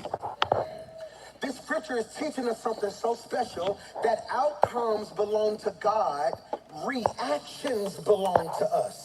That's so powerful. Half of the stress many of us face is not because of what they did, it's how we responded to what they did. And so what I realize now, the Bible says, trust in the Lord with all thy heart and lean. Here's what blessed my life. And put that scripture on the screen. I want them to see this because while I was reading it, a lot of times how you read determines how you receive. I grew up my whole life hearing, trust in the Lord with all thy heart, period. Lean not on your own understanding. But when you read the Bible, there is no delineation between the trusting and the leaning. God says you can't trust and not lean. And you can't lean and not trust. He said, if you're going to trust me, you got to lean on me. What does lean mean? That means put all your weight on me. If you fall, I let it. And if I let it fall, that means I got the strength to pick you back up again. And so here's what's critical. I had to come to the realization that outcomes belong to God. Outcomes belongs to God. I can't determine if people are going to be faithful. I can't determine if people are going to be loyal. I can't determine if I give you my best, you're going to give me your best back. I can't determine if I go to work, I'm going to have a check Friday. Or Pastor might get supposed to pay me. Your company can bankrupt. I can't live my life trying to control the outcome. What I can control is that no matter what happens to me, I will still bless the Lord. My faith in God will not dwindle, and that's why surrender is not passive, it's disciplined. So when I'm saying surrender to God in 2026, I'm not saying be passive. I'm not saying walk around weak and let people say whatever they want to say to you and you got this smile like, well, I'm going to let them. No, no, no, no, no.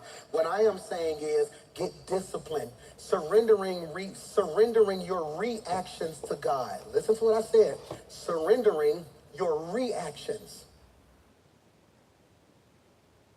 Your heart get broke this week? Before you emote, God, how you want me to deal with this? You walk into work tomorrow and they hand you a slip and say you can't be here no more. Hey, thank you so much. When you get to the car, God, what you want me to do next? What I'm telling you is, yes, you spent your whole life perfecting your actions. We're failing at our reactions. It's our reactions. It's our react. So when I say surrendering